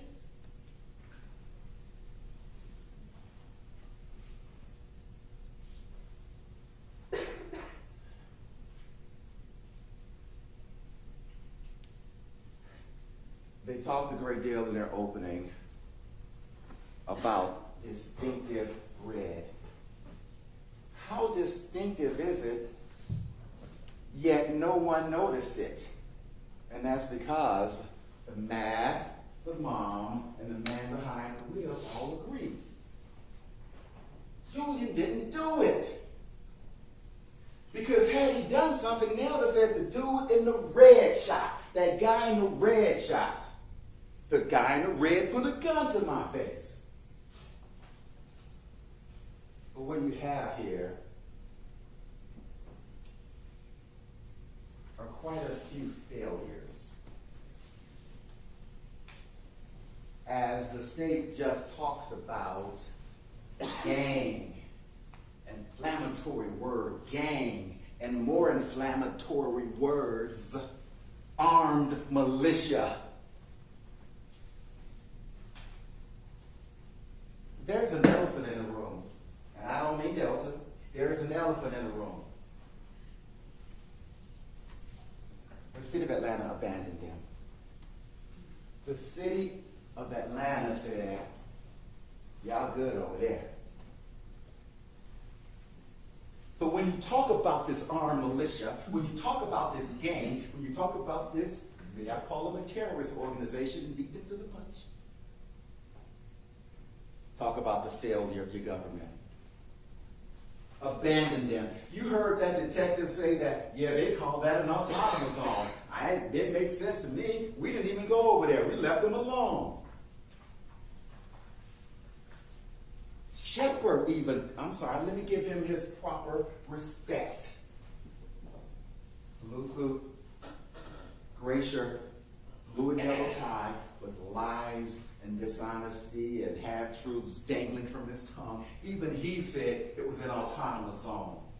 They abandoned him and came up with a really catchy word, a catchy phrase for it. No, that's abandonment. You don't get to rebrand your dereliction of duty and blame someone else for it. They weren't there with guns by choice. They were there because in their minds they had no choice, because the city of Atlanta abandoned them. The city failed them. And you talk about it being a gang and a militia. Did you hear Miss Alloway yesterday? Did you hear the anguish in her voice? Did you hear her tell you that we were there because of injustice? We had George Floyd, Ahmaud Arbery, Rayshard Brooks, and that's why they were there. She went to that Wendy's the day after it burned down, after killing Rayshard Brooks. Let me ask a rhetorical question. Why do people say Black Lives Matter? Why did Black Lives Matter become a rallying point?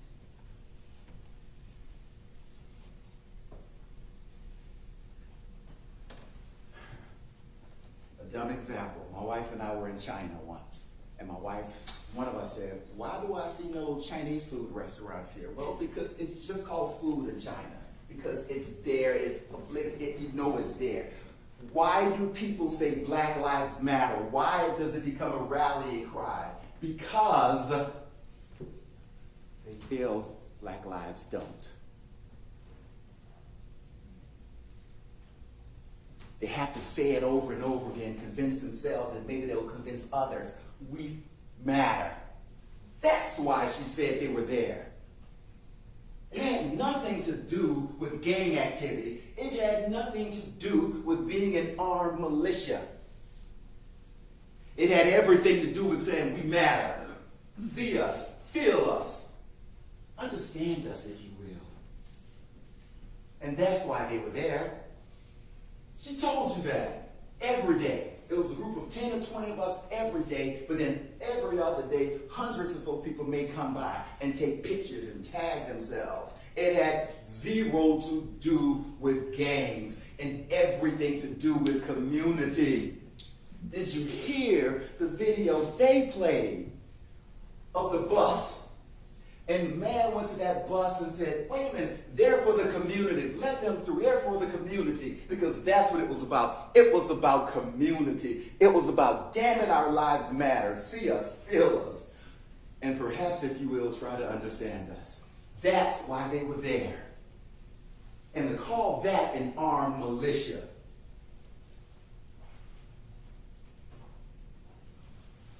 to diminish that to gang taking over that barricade. No, Miss Alloway told you she was there too with her AR, because our government abandoned them. Our government failed them. Our government said, "Nah, dog, y'all good over there." In fact, even after the shooting of that beautiful little girl, even after, they didn't come. They went to a staging area a half mile away. The man with the lies dangling from his tongue told you that it was about 12:30 or 1 o'clock before he got there. Well, it happened at 9:45. But the city abandoned them. 9:45, and they got there 1 o'clock or so. They went to a staging area. But even worse, at some time prior to 9:40 is when the McCords say they went there. And we know the McCords went there. We know the McCords called the police. They called the police. And the police, they worked a half-mile away. Query me this. Had y'all gone there when she called? Had they gone there when the McCords called? Had your police responded when the McCords called?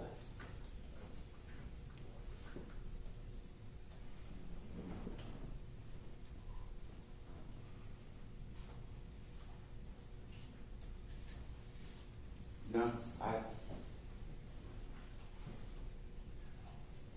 a failure on so many levels.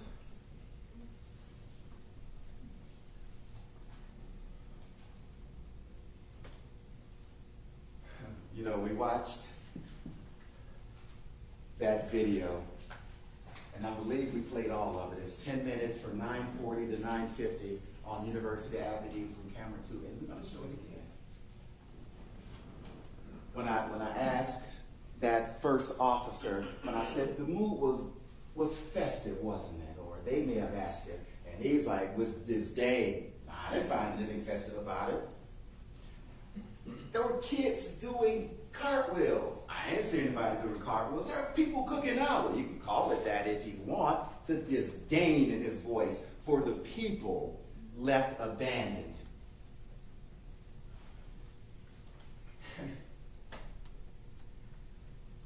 I have to give Detective Shepard credit for one thing. For a bit of humor. When Ms. Broderick asked, weren't there kids there? His response was, I ain't seen the kids. I call that a small adult. Huh? Well, when you watch the video, you'll see that small adult doing cartwheels and backflips, because small adults love cartwheels and backflips, clearly. But he couldn't even admit that. He couldn't even admit that.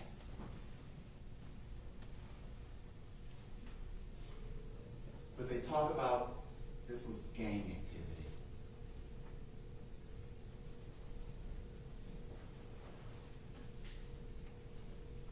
I don't have a lot to offer you. I don't have a lot to offer you. The one thing that means everything to me when I stand before you humbly, to the extent I can be humble. But when I stand before you humbly, the one thing I offer you, the one thing, and that's credibility.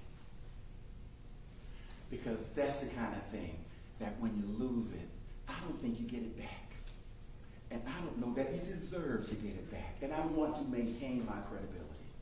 I don't want to say anything to you that's not true. And I hope I don't by mistake somehow. But credibility is everything to me. And when that man looked at that video and saw cartwheels and said, I didn't see adults, I didn't see children, I saw small adults. Come on.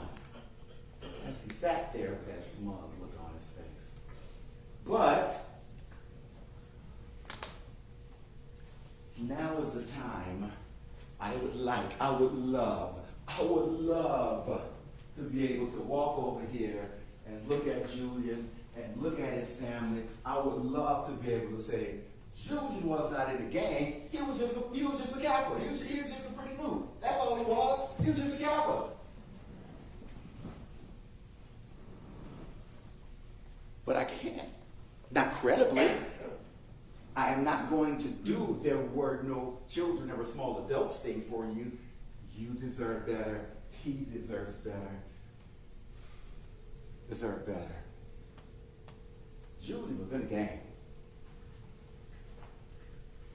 Julian was a dumb 19-year-old kid from the suburbs with law enforcement parents and decided that he wanted to be a pirate. Julian was a dumb 19-year-old who decided he wanted to be a rapper dog. I don't know if kids say dog anymore. He wants to put on the grill and grab the mic and rap about niggas and bitches and all that stuff because he was a dumb 19-year-old. A dumb 19-year-old say they say was the leader of the pack. They say when he went to that bus with that older dark-skinned black guy who was saying, y'all in the community, y'all going through. They say, oh, that's Julian's leading that. Julian is leading that. You see, that's just... I am not going to lose my credibility for the sake of any case. But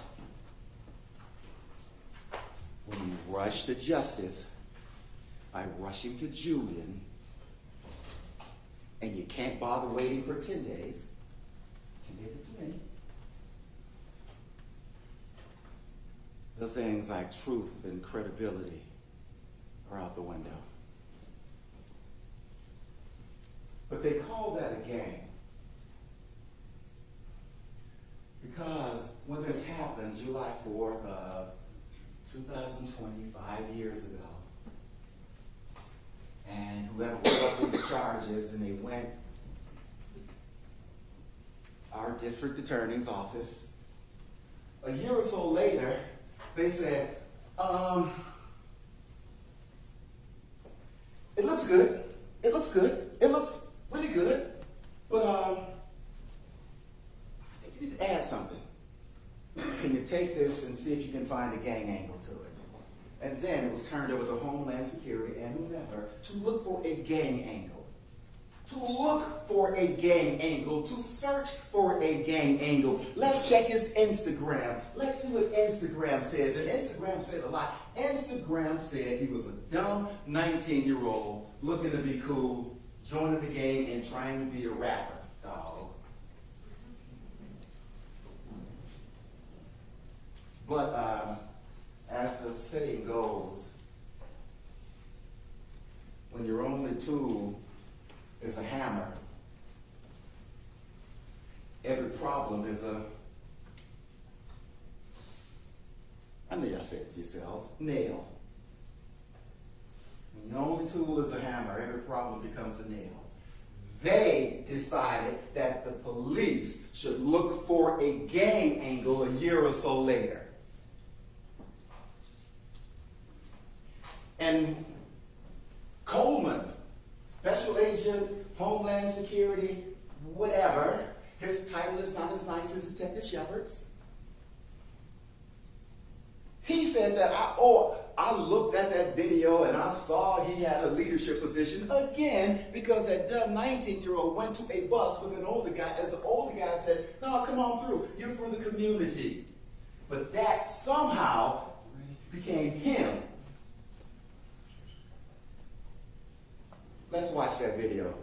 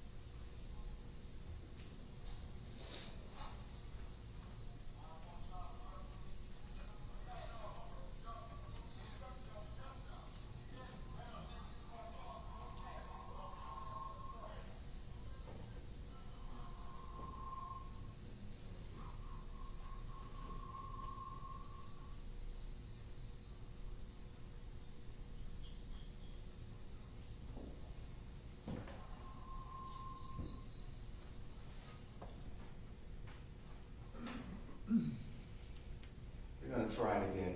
Maybe. I don't know if you could hear the part about you're here for the community. Let's play it again. Let's play it again for the cheap seats in the back.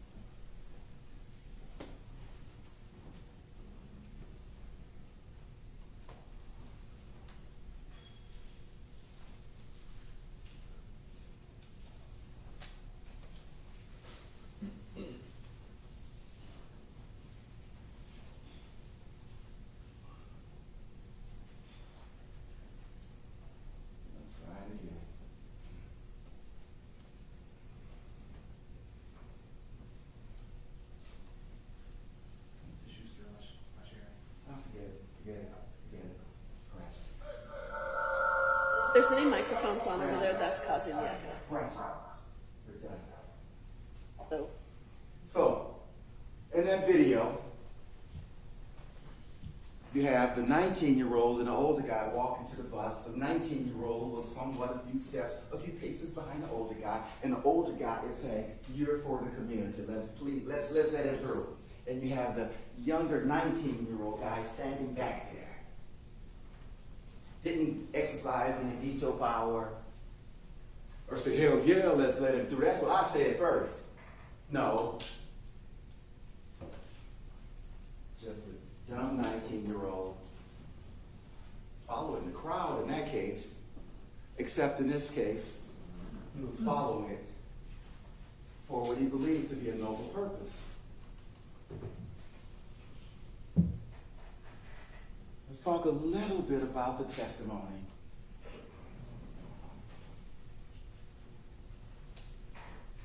Words like Black Lives Matter, or at least they should.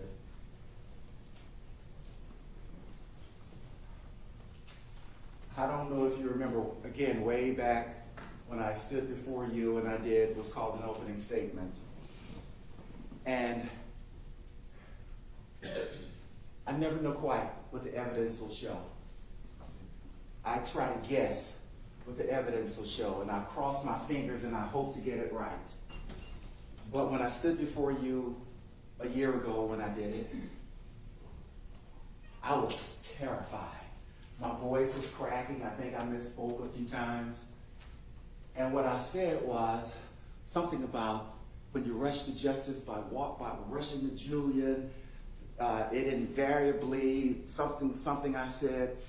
And I said that, but when the mom and the man behind the wheel all agreed, or at least they did. I said that because I didn't know what they would say when they testified.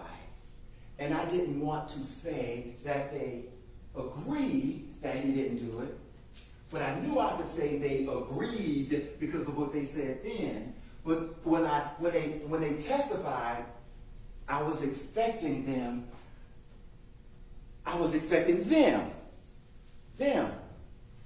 one of them, any of them, all of them. They could have stood up and said it in unison. I was expecting for them to say, "Do you see the man, one of the men who fired those shots that night in this courtroom today? Do you see him?" And I was expecting them to stand up because I didn't know, yeah, that's him. But they didn't ask that question. They did not ask that question. And there can only be two reasons why they didn't ask it. Either because they didn't know what the answer would be, or because they knew exactly what the answer would be. And then, when Omar sat there, I was waiting for them to ask him. Omar's a wild card. Do you see that person or those persons in that picture you photographed, or the people who shot at you? Do you see that person in this courtroom? I was expecting him to say, yeah, dog, I see that. I see him right there. But no, they didn't ask. And they didn't ask, and there can only be two reasons. Either one, they didn't know what he would say, or number two, they knew exactly what he would say. But they didn't ask. They did not ask. Yet, when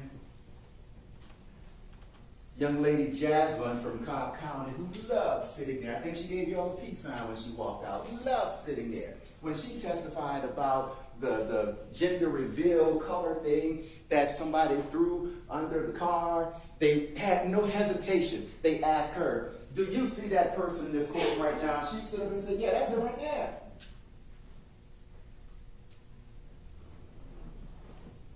And when Shepard sat there, we knew what he was going to say. They asked him, do you see the person? Oh, yeah, that's him right there. Red shirt, distinctive lettering, light colored jeans, satchel, AR dangling.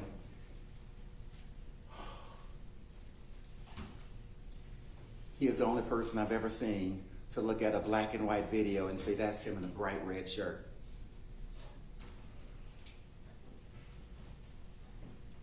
They never asked that question.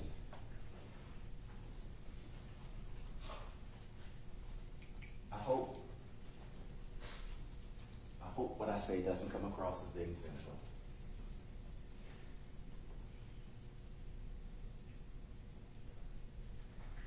I have a great deal of respect for Ms. Turner. As much as they wanted her to say she saw somebody in a red shirt, she never would say it. All she would say is black shirt, or at one point, white shirt, black jeans. She never would say red shirt. Never. Omar. And I can't help but sometimes come across as being a little bit mocking. A little bit. I can't help but have a bit of respect for him either, because he never once, as much as they wanted him to, he never once said red shirt. Never once said red shirt. Even when you look at the McCords, he never once said red shirt. They didn't even ask him, do you see the person or people? Never didn't ask him. They didn't even ask his wife, do you see the person? No, never asked. So you have to listen to what they ask, and sometimes listen more closely to what they don't, because they only have two reasons for not asking. Either they don't know or they do. But they didn't. So as the McCords drove off that night, made that turn into that package store, you saw him pull out the car, pull over the car, and get out of the car with the gun in his right hand. Again, I don't know guns, but he said it's a .380, and my gun people say a .380 is a small gun. But you see him get out that car with that .380 in his right hand. And he said just as much from that stand. He had a gun in his hand when he got out.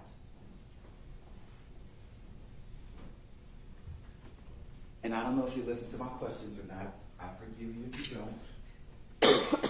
But my question to him was, in response to you pulling out that gun and getting out of that car with that gun, did you even know that those 3 or 4 or however many people pulled a gun on you in response thereto you having your gun? His response was, I didn't even know. I didn't even know. But when you look at that video, you'll see that he pulls that car over, he gets out with his gun, he says whatever he says, he turns around, then his wife,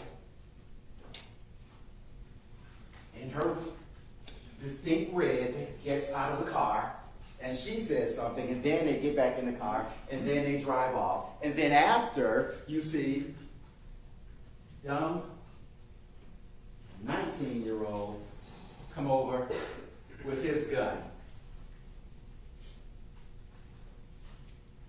He didn't even shoot at the people who had a gun in his hand, yelling at him. You see him come out, get out of his, walk over there, and does a little thing like this for a second, and turns around and walks away.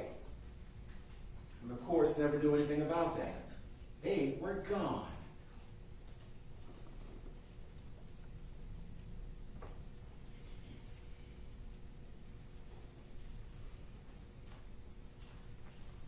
You know, I really enjoyed learning a little bit more about Mr. Abadi. I have to say that. You know, I don't know if you all gather this throughout this process, but I'm going to speak for myself. We don't hate each other. In fact, I think they're good people. Great lawyers, better than I can ever be, but great people. I really respect, well, most of them. I haven't gotten to know one of them. But just a good guy, good guy. But a trial is not about us. It's not about me. It's not about them. And to some extent, of course, it is about him. But it's also about us, the collective, all of us. A trial is about who we are and who we say we are. It's about what the judge is going to tell you. They have the burden of proof. He has nothing to prove. Zero to prove. He doesn't have to say anything, do anything, show anything. All he has to do is sit there.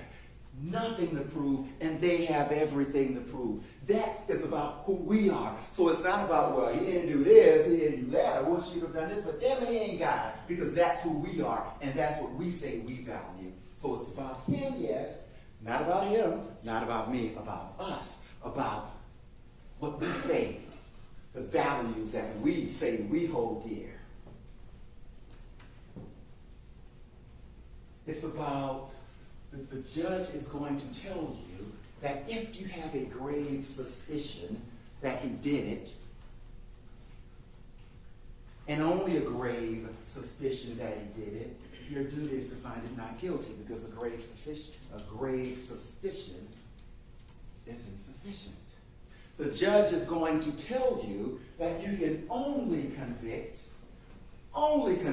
if there is no reasonable alternative theory consistent with innocence. The judge is going to talk to you about reasonable doubt. And as Mr. Abadi said, you know, lawyers, we screw things up. I don't know if he said that, but I think he meant that. We screw things up with words. We take words that should be simple and we butcher them. We mess them up somehow.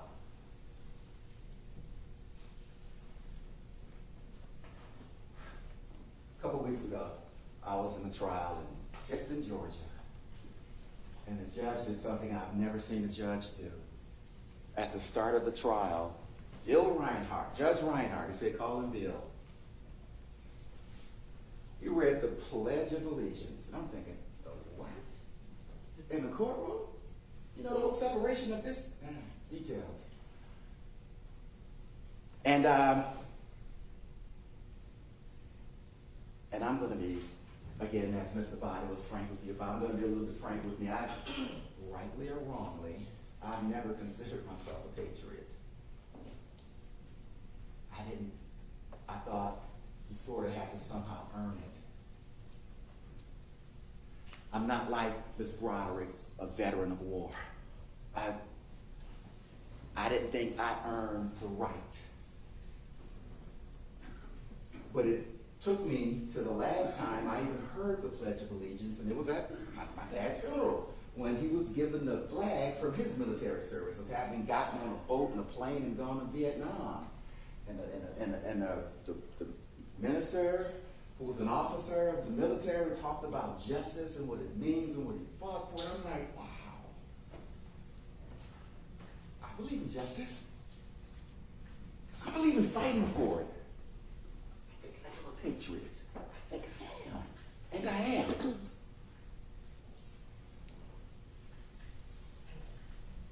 He talked about you don't have to love everybody or like everybody, but that doesn't matter. You don't have to like what everybody says, but that doesn't matter. We're all, as Mr. Body said, we're cloaked. We're cloaked in this thing that has to be more than a thing, an idea that has to be more than an idea. It has to be who we are. And this idea, it's not about your suspicion. It's not about I believe he did it, I believe he didn't do it. It's about did they prove it beyond reasonable doubt. And that's who we are. At least that's who we say we are. And as, lawyers mess things up, the way I think of reasonable doubt, my wife and I were watching TV a few nights ago. I let her have the remote control this time, or as I like to call it, every time. And she does what she always does. She found her way to a documentary. And this documentary was on CNN. And it was something called, How Did It Happen? Why Did It Happen? Something like that. And it told the story of this young girl. I think her name was Mary Kellerman, a 7-year-old girl in a suburb of Illinois, suburb of Chicago, rather. 6 o'clock one morning, wasn't feeling well, it was time for school, and her dad did what a dad would do. I've been there.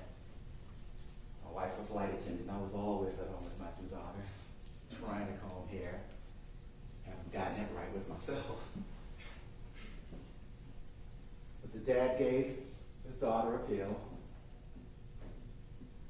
and shortly thereafter he heard her collapse on the floor, dead. And a few miles down the road in that suburb of Chicago, you had the Janus family. 3 people were sick in the Janus family. 3 people took a pill. They all died. 4 people dead near this little suburb of Chicago when someone figured out the Tylenol was killing them. I know Tylenol is in the news now, but we're not talking about that. Tylenol killed them. All in all, 7 people near Chicago died because someone, before the age of childproof locks and all this other stuff, someone had poisoned the Tylenol. 7 people died. And what did Tylenol do? Tylenol removed every bottle of Tylenol off every store shelf in Chicago, in Illinois, in Atlanta, in Idaho, in California. Every Tylenol in the country was pulled off the shelf. Not because the makers of Tylenol believed their product was deadly. They did not believe it was deadly. But they had a reasonable doubt. And that's what reasonable doubt is. It's not about math. It's not a 1 out of 2 chance, or 1 out of 10 chance, or 1 out of a million chance. The numbers don't matter. That ain't about math. It is about reasonable. And Tylenol deemed the threat too severe. The threat too severe. The threat too reasonable. And they pulled it off every shelf. That is a reasonable doubt. Or another way to judge reasonable doubt, when the man with the blue suit and the gray shirt and the blue yellow tie with lies and half-truths and conflation and exaggeration says anything, that too is reasonable doubt. Let's watch videos.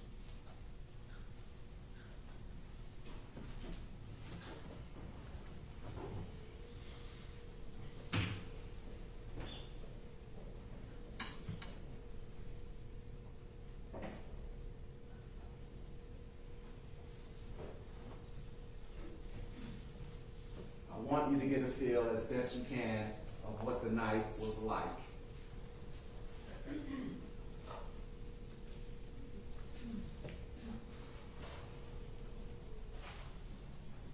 Is anything happening anywhere? Oh, okay.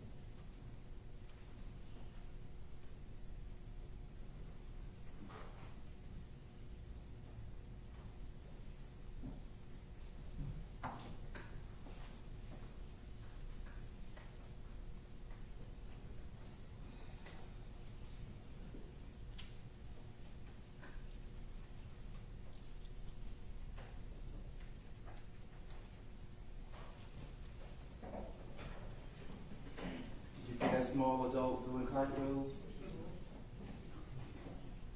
Small adults love that.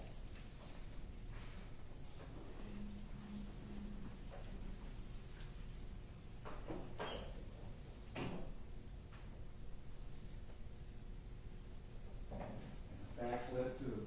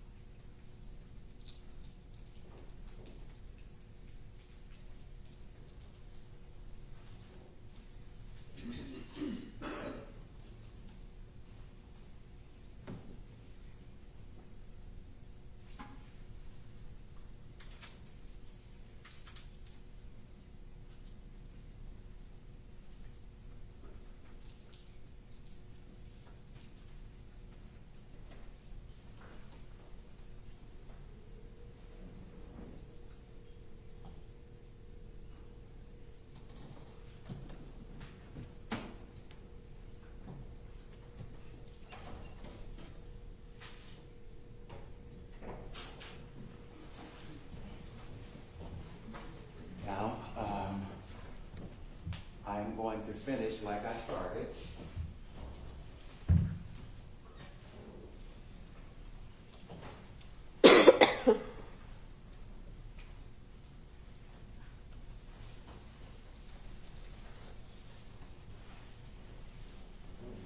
I guess had I gone to a Wake Forest game and watched Mr. Body's brother in their black and gold, perhaps I would have stood out in my red, but I didn't at the game I went to. Or perhaps had I been on that University Avenue that night, I would have stood out. Or perhaps if Julian had been in that red and white actually doing something, he would have stood out, but he didn't. I hope you got a good look at the video at both of them. I hope you saw community. I hope you saw kids, small adults doing cartwheels. I hope you saw that guy walking his dog. I hope you saw the grills and the smoke. I hope you saw families. They were there for community. They were there to uplift their community. They were there to love their community. And because they're abandoned by the city whose job it is to serve and protect, the city left them unserved and unprotected. They were there to serve and protect their community. You heard Ms. Salloway. Every day they were providing food for people. They got in the bathroom. They were going to get 2 showers that day. Ms. Salloway planted a garden. They were there for community. There was no meeting of the minds to take over. This is blood territory here. The only gang Ms. Salloway was in was a gang that loved her community.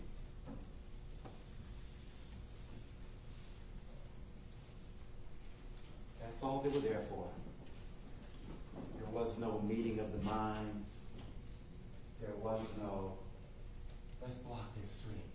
Let's show our dominance. Let's show our conscious and deliberate and intentional. Let's show dominance.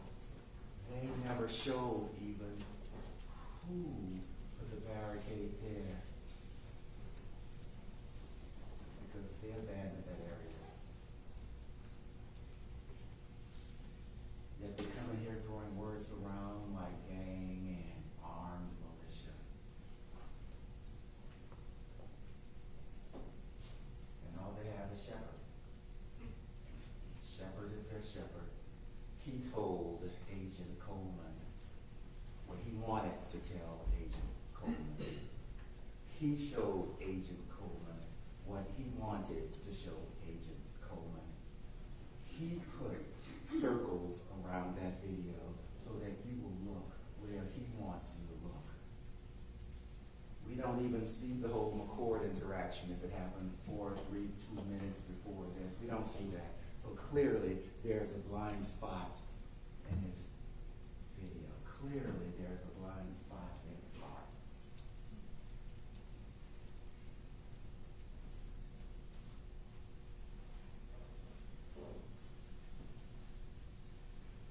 When I think more about that second video you saw at the last barricade, and you saw that car go by, and you saw the person kneeling or squatting, and you saw him creep behind the barricade. Shepard had an answer for that. Oh, he was ducking for cover from Julian Conley's fire.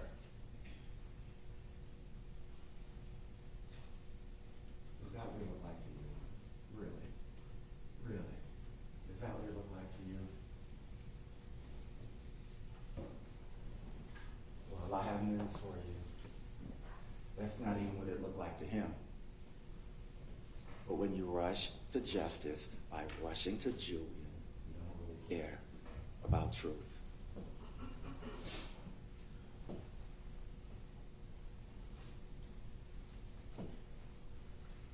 Now, the way the rules work, I don't like these rules. I have to sit down. I don't like that. I'm scared. I'm scared like I was last Wednesday. I'm scared now because once I sit down, no matter how much I want to, and I'm sitting right next to Julian, no matter how much I want to, and no matter how much he wants me to, and his family, they want me to, I won't be able to get up again and say another word to you. They will, and that's why you see them typing furiously away, because they're typing real time a response to everything I say. You didn't say that right, you didn't say that right. Oh, I got you on this one, I got you, aha. The rules don't allow me to do that. The rules don't allow me to answer their questions or question their answers. The rules tell me I have to sit quietly because they get the last word. Except they don't. You do. You do. You get the last word.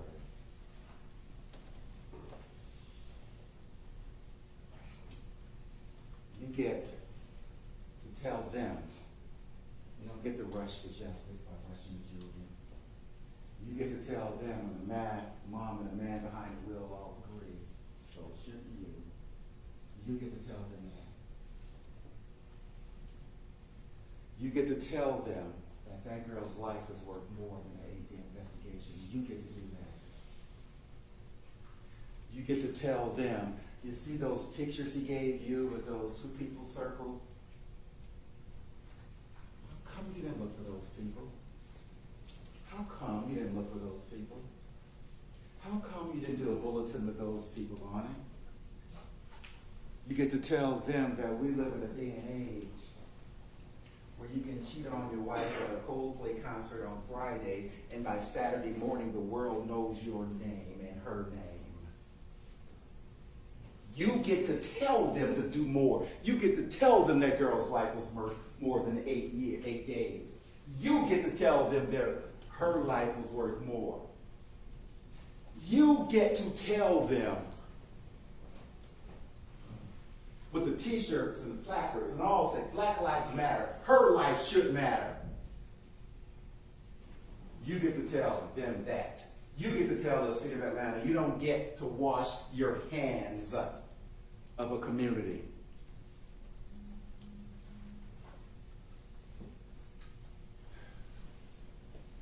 So just as my dad got on that plane and that boat and went to Vietnam to fight for the thing that we call justice, for the thing that we say we believe in, and I know we do.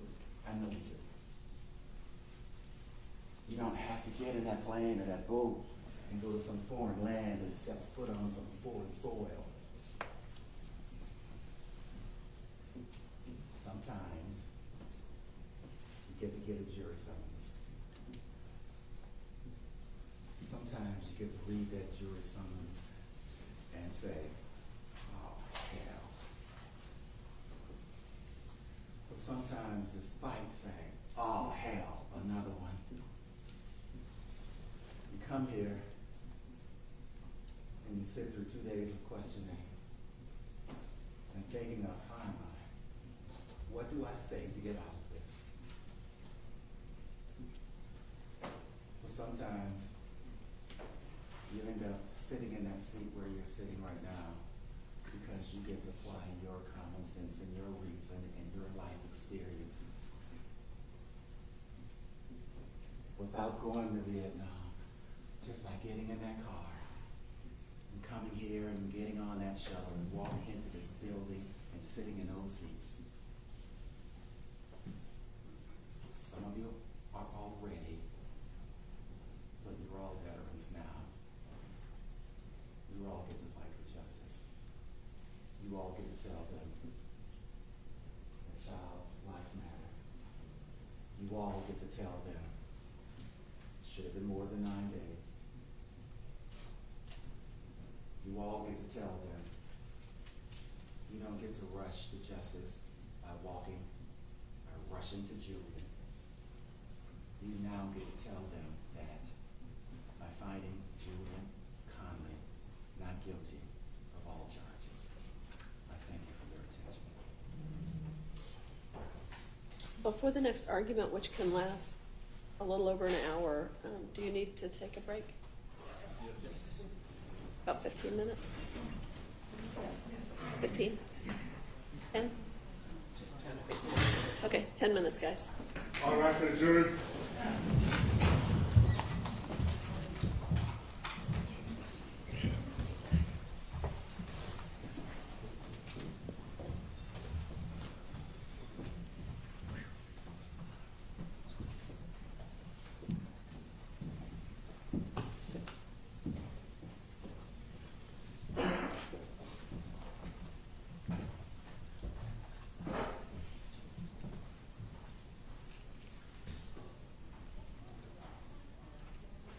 Okay. 10.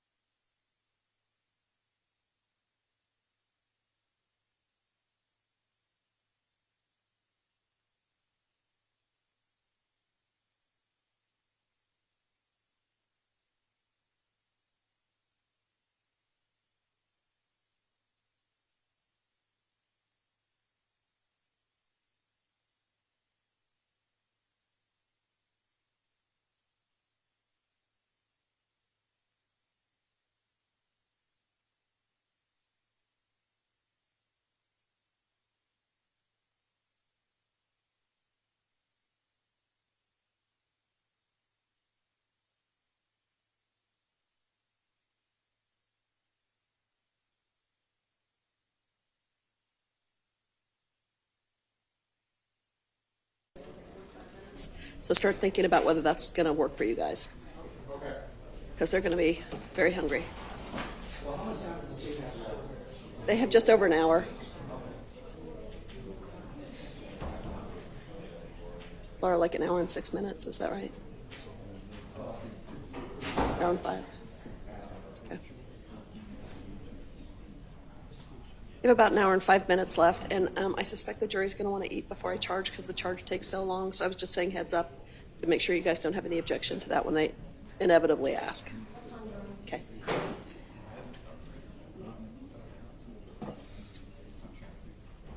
Okay, are we ready for the jury? Oh, yes, we have the client. Adam. Okay, as soon as Mr. Abadi comes back.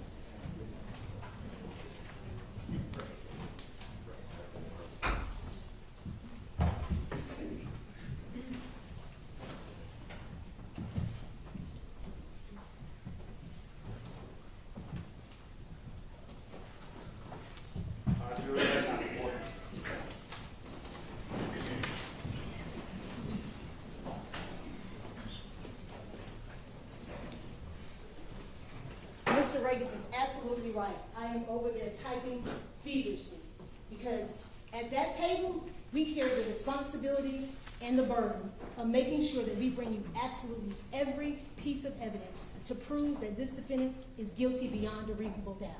And I take my responsibility serious because it's important. This matter is important. It's not a joke. It's serious because an 8-year-old little girl is dead.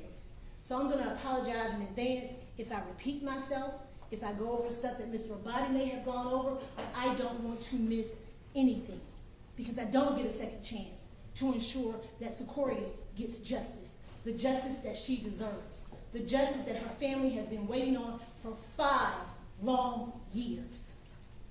Now, Mr. Regis talked about failures. I'll tell you what the failures are. The failures are over there at that table. The failure to take responsibility for what the defendant has done. He wants to put the blame on everybody else except for where it should land, and that is on his shoulders, nobody else's. He talks about the police weren't there. But what they don't want you to know is the police weren't there because the police were the ones that were in danger. They were supposed to be out there protecting the community, loving the community. But in all actuality, they were terrorizing the community. The police were their target. So the police said, you know what, let us back off. Let us give them their space to allow them to express themselves however they want to. But then it turned dangerous. And the police had no other choice but to come.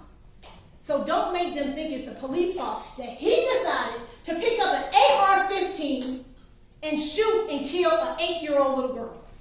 It's not the police's fault. It's Julian Conley's fault.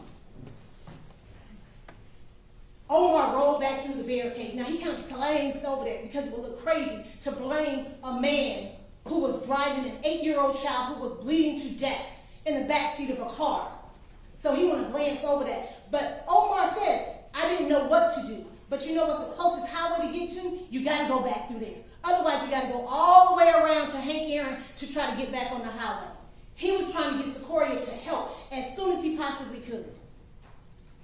Detective Shepard, and this is repeated, a rush to judgment, a rush to judgment. What did he tell you? I followed the evidence. I followed it, frame by frame, hour by hour, minute by minute. And you know where it led him? To Julian Conley.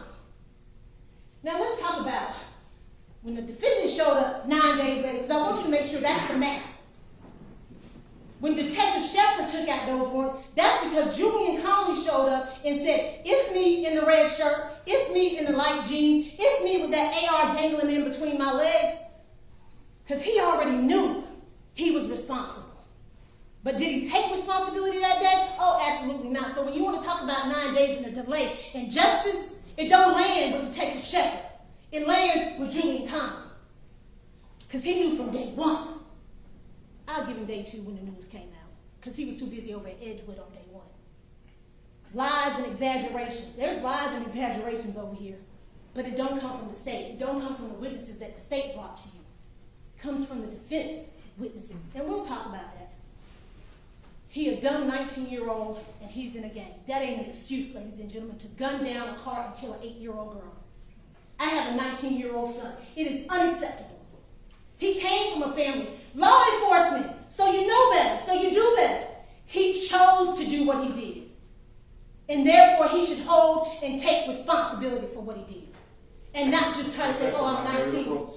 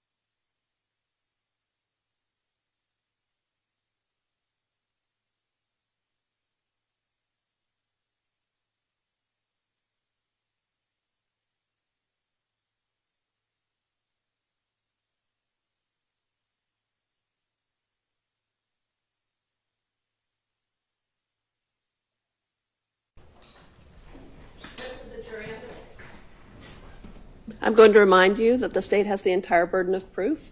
They've got to prove each and every element of each charge in the indictment beyond a reasonable doubt. There is no burden whatsoever on the defendant, and that burden never shifts to the defendant.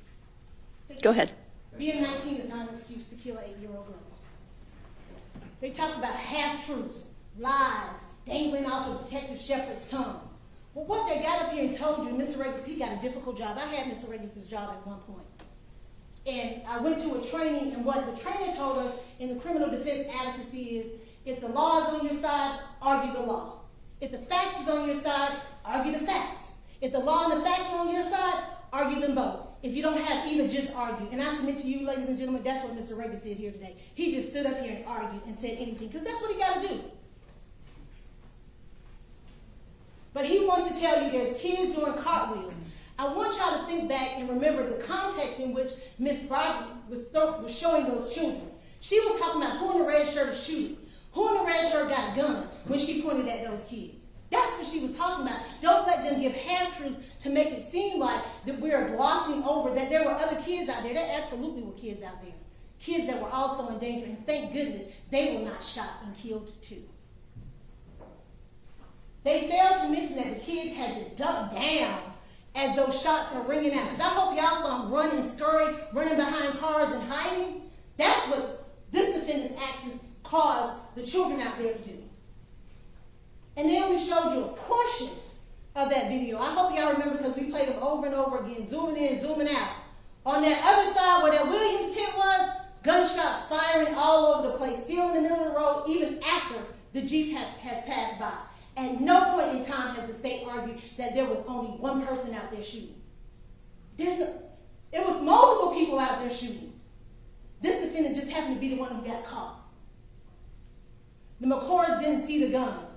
They don't have to see the gun. When you get that indictment back there, you will read it and it will say guns being pointed in the direction of them. It doesn't say they got to see it, they even got to know about it. But we do know they know about it because we're at the barricades, and unfortunately, that video was not done right before the time that they got up to it and went inside. But you know, and we've seen that car pull up to that barricade, is down in there for about 2 minutes before they pull out and pull back into the package store. So actually, they were victims of aggravated assault twice. Inside the barricade and in front of that liquor store. Party to the prom. They just went, we're going to ignore that. We're going to act like it don't exist. We're going to fail to mention that. Because if they mention that, they got to tell you that the defendant is guilty. Beyond a reasonable doubt. Because what did Detective Shepard tell you? He didn't have to be shooting. He says he was out there, he was at the barricade, they're all acting in concert, they're all working together. Therefore, even if he did not fire that gun once, he would still be guilty of murder, felony murder, and all the other charges that he has. But what y'all know, because y'all have common sense, which they want y'all to check at the door, but I ask you, don't check it at the door. It's the defendant, his shots, that went into that car and killed Secoriea. Now, we went back and forth, we pulled up chairs, we rolling back and forth, talking about the path and the trajectory. I ain't hear none of that today. They just failed to mention it, they just abandoned that because it don't make sense. It doesn't make sense.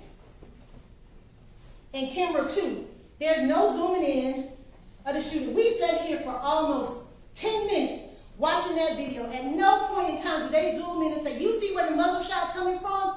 That's the man in all black, because they can't tell you that because you have common sense. You've seen this man walk around with his light jeans on and his red shirt, and you know that it's him behind that barricade, stepping out with that AR, pushed forward, pointing at that car, and he just starts to blast, like his rap songs say.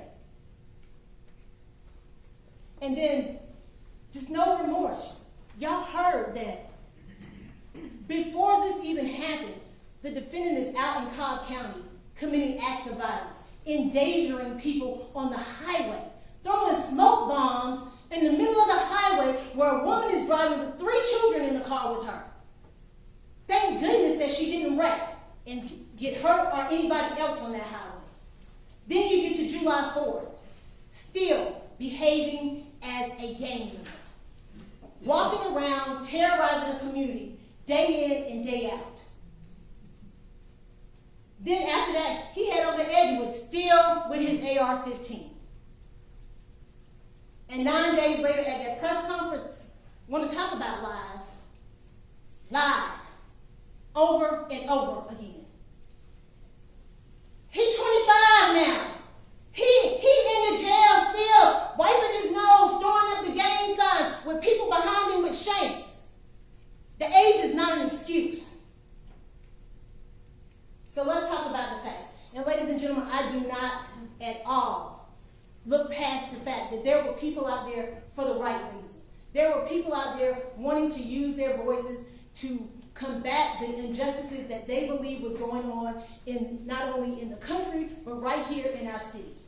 And they had a right to do that. Ms. Salloway, by no means do I think that she is part of the gang that Mr. Conley belongs to. But see, what happens is that they were out there for good reasons, but these individuals, being Mr. Conley and his crew, came out there for the wrong reasons, and as a result of that, a child is dead. They want to blame it on the commissioners, they want to blame it on the police, they want to blame it on anybody. But the commissioner's not out there with no AR-15s. The police aren't out there with AR-15s. It's the defendant and his crew. And that gets overshadowed. Because I do think that Salloway, nobody's out there spending the night, overnight, taking showers, from going home, using the bathroom out there, dedicated to the cause and to the mission. And we are by no means saying that was anything wrong with it. What was wrong was the behavior that these defendants took, this defendant took, that does not go with this group. There are various different groups out there. You got the gangs out there, you got the protesters out there, and you just got the regular citizens that's just trying to live their life. They trying to get gas. They trying to get a couple of chips from out the store. But you got these folks not even allowing them to get to their homes. And we're going to talk about that. They want to tell you it was festive, and it may have been festive. I didn't see that videos, but I don't call it a festival when folks walking around with AR-15s and handguns and following people and making them turn around. So maybe there was some bouncy houses, I don't know, but what I did see was barricades that was blocking off the street, did not allow people to get where they needed to go. There was upliftment and love for the community. That don't look like upliftment and love for me. If you can't get where you need to go, if somebody walks to your car and you're saying, I just want to get home, and you're met with a gun to your face, telling you get back in your car and turn around. They were serving and protecting their community. They killed a member of their community. That's not serving and protecting. They were out there for healing. Well, it ended up in harm. And kids playing, so they want to say, ended up in a little girl, Secoriea, being killed. It was Independence Day, ladies and gentlemen. There was nothing independent about what was going on the corner of University and Pryor that day. Nothing at all. Those people were they were like, I don't know, prisoners in their own community. You can't go here, you can't come up that way, you can't go down that way. Luckily, I don't know, the bus, hey, Mr. Bus Driver, we'll let you go. But there was nothing independent, there was nothing free about those moments and those days over there. And it's not fair to the people that were out there for the right reasons. And what are they going to do? They going to tell them folks to leave? They got a whole crew out there, ganged up, ready to go, because we see them every time Mr. Conley's moving, they moving with their guns pointed and ready to shoot. But we'll talk about that. And they're exercising power and control. Now, they say Black Lives Matter. We're about police brutality. And ladies and gentlemen, the evidence is real clear. It wasn't the police that the community had to be worried about out there. It was the defendant and his gang members.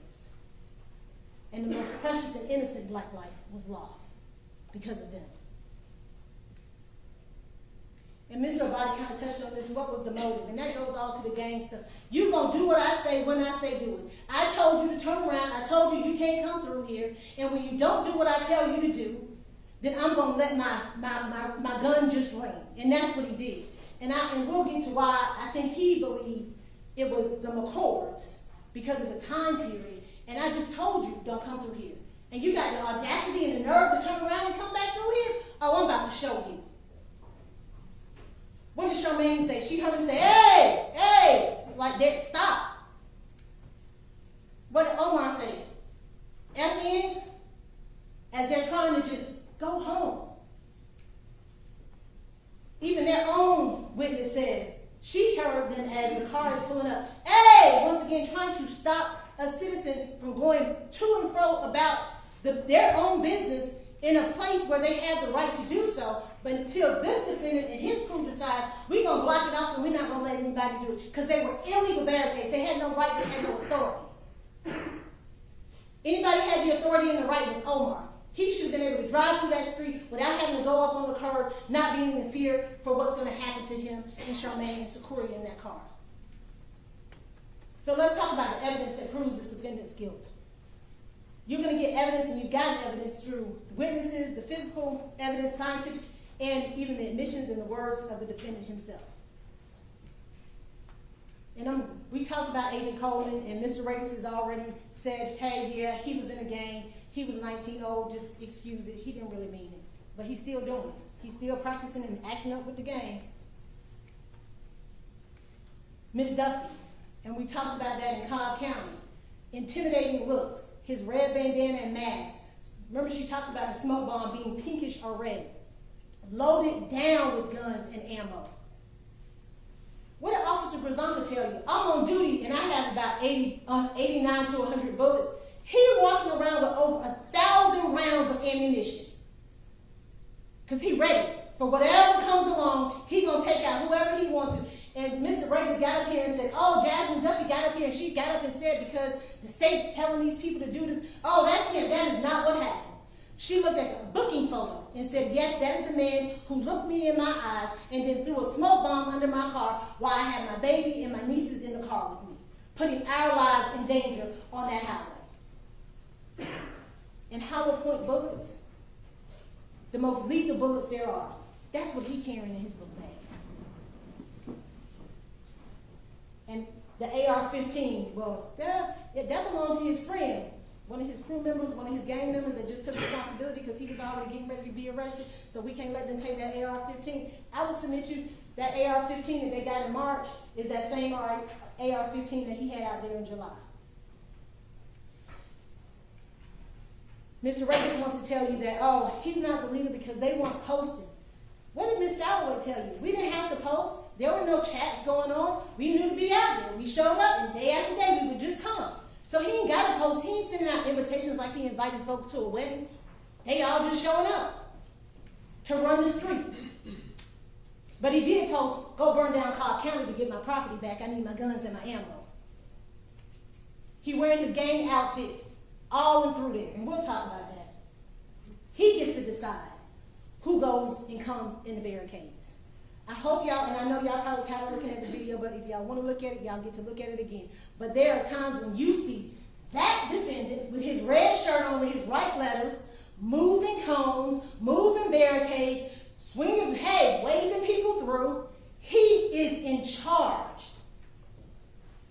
Forcing people to turn around at gunpoint because he decides you can't come through here. He told them, of course, turn around. And some people, they got into the barricade. They saw what was going on. We just going to turn around. We don't even want that smoke. And just minutes before, probably not even minutes, I hope y'all saw that white car before the Jeep comes. He walks out of the shadows. You see that white lettering on his back. He goes up to that car, and that car just turns right around. Because sometimes you don't even have to point your gun. Because I'm telling you, if it's AR dangling between your legs, I'm moving. Don't worry about it. I'm going to turn around. And he's giving directions. I know it's hard to hear, but that older black man looks at him, the leader. It's good, and he said, oh yeah, he good. He can get on. He is in charge every step of the way. He gives directions to the MARTA bus driver. At the end, when they finally let him through, he walks all the way down to the end of the barricade, and he's waving. Come on, you can come through. Not no other person. Not no man dressed in all black. Not no man dressed in, not even Mr. McKinney with his white shirt and black. It is that defendant giving directions to everybody.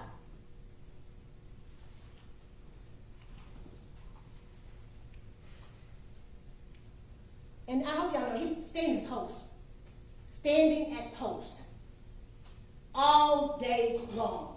That was his post, the barricades. Because they had certain points. If you saw, Mr. McKinney was over at the BP station, and Mr. Conley stayed at the barricades. And we know he had the barricades because he tells you in his press conference he was at the barricades. And when the Jeep pulls up, he approaching. He leading the pack. Because he in front. He is in front with that AR pointed, and he begins to fire, and the rest of them follow suit. Because I hope y'all know, is there a black man, a man in all black shooting? Yeah, but when does he shoot? After his leader. And not only does he step up, he follows the car all the way, and the physical evidence will show how he followed that car as it passed by, trying to get out of danger. Leading, standing post. Telling his crew where you need to go. I don't know if the McCords went where I told him to go. McKinney, go back and check. I hope y'all looked at that video and watched Mr. McKinney run back around to the other side of that package store to do what his leader has told him to do and make sure the McCords are gone. And then he comes back and goes and checks in once again with his leader. He's not just a gang member, he is the leader. And we know he had guns just all day long. And how y'all know it's him? He got on the same light jeans as he did on July 4th. Credibility. Now, the judge will instruct you that it is your responsibility to judge the credibility of witnesses, and yours alone. So you get to decide who came in here and who told the truth. I submit to you that the state did not put up anybody that told you anything but the truth. Now, they want to call Detective Shepard a liar, and he's not a liar. They just mad that the evidence that he got led to their client. What did Samantha and Christopher McCord tell you? They pulled up to the barricades. Mr. McCord describes a light-skinned male with a long gun. Now, I mean, it was a long gun. That gun looked really long to me. He didn't have to say it's a rifle or not, it's a long gun. He forces them to turn around, and then he gives them instructions. And then Mr. McCord, after seeing this defendant admit that he was out there, he says, that's the dude that met me when I was inside the barricades and told me to turn around. And how we know it's him that met him at the barricades? Because he follows him after he turns around. There's no doubt who that is. And I know y'all was probably tired of hearing about States 112, light jeans, red shirt, but we got to prove it. I have a responsibility and a duty to prove to you beyond a reasonable doubt that it is that defendant that committed each of these acts. And so if I got to tell it to you over and over again, I will do it over and over again, because this is my one shot. Aggravated assault, like I told you, twice. Now, Mr. Ray is talking about somebody squatting down ready to shoot. It was his client. Ready to shoot. Now, Charmaine Turner, she told Detective Shepard everything she could. Not one time did she lie to Detective Shepard. Were there men out there with black shirts on, dressed all in black, dressed like the police, dressed like the militia? Yes, they were. Were they all armed? Yes, they were. Were there men in all black shooting guns? Yes, they were. He says we didn't ask her the question about whether or not it was the defendant that shot Secoriea. We didn't ask her because she said, I don't know who shot my child. I just know my child was shot as I passed through a barricade with armed men. And who would expect her to know anything else? Because he started with the mother. The mother in the back of that car. First of all, she said, I'm on my phone. Secorea's back there on her phone. Next thing I know, fire is coming into the car. I reach back to get my child, and the last words I hear my child say is, Mom! Crying out in agony and pain. So he wants her to be able to tell you about a red shirt. The only thing red that she was concentrating on was the blood that was pouring from her baby body as she tried to press on that wound to keep her baby alive. I'm a mother, and I know what that feeling feels like, to hold your child the first time they take their first breath, as their heart beat for the first time. I can't imagine the anguish it feels to hold your child as they take their last breath. Objection, Your Honor. May we approach?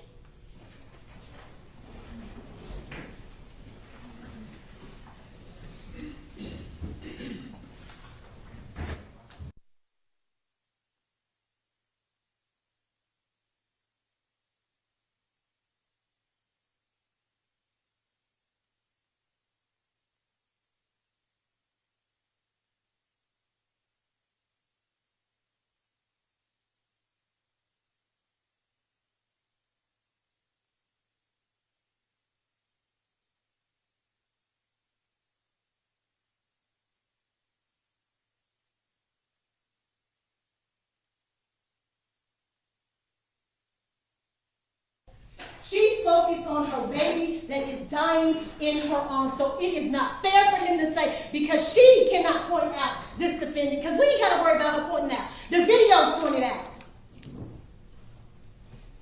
And didn't I tell y'all, two things could be true at the same time? Could there be men in all black shooting and this defendant shooting? Absolutely, and you know it because it's on video. Omar, it's men in all black. They bounty hunters. He gave a picture to Detective Shepard. Yes, he did, because Omar is like, y'all, that man is driving that car. He made the decision to drive through that barricade. The responsibility on him weighs heavy. Y'all can see it on his face. So he is doing whatever he can, giving Detective Shepard whatever information he receives about who could have been the people out there that were shooting into that vehicle. He never said definitively that man didn't shoot. He never said that. What he said was it was men out there dressed in all black that were shooting. And is that true? Yes. Was the defendant out there shooting? Yes. So two things can be true at the same time.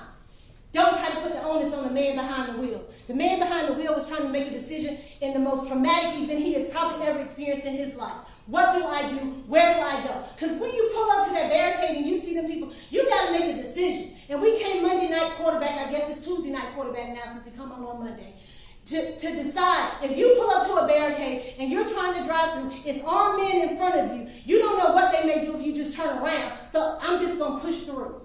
And there's nothing wrong with that. He was trying to be a protector. How can I get them to safety as quickly as possible? We can't blame him.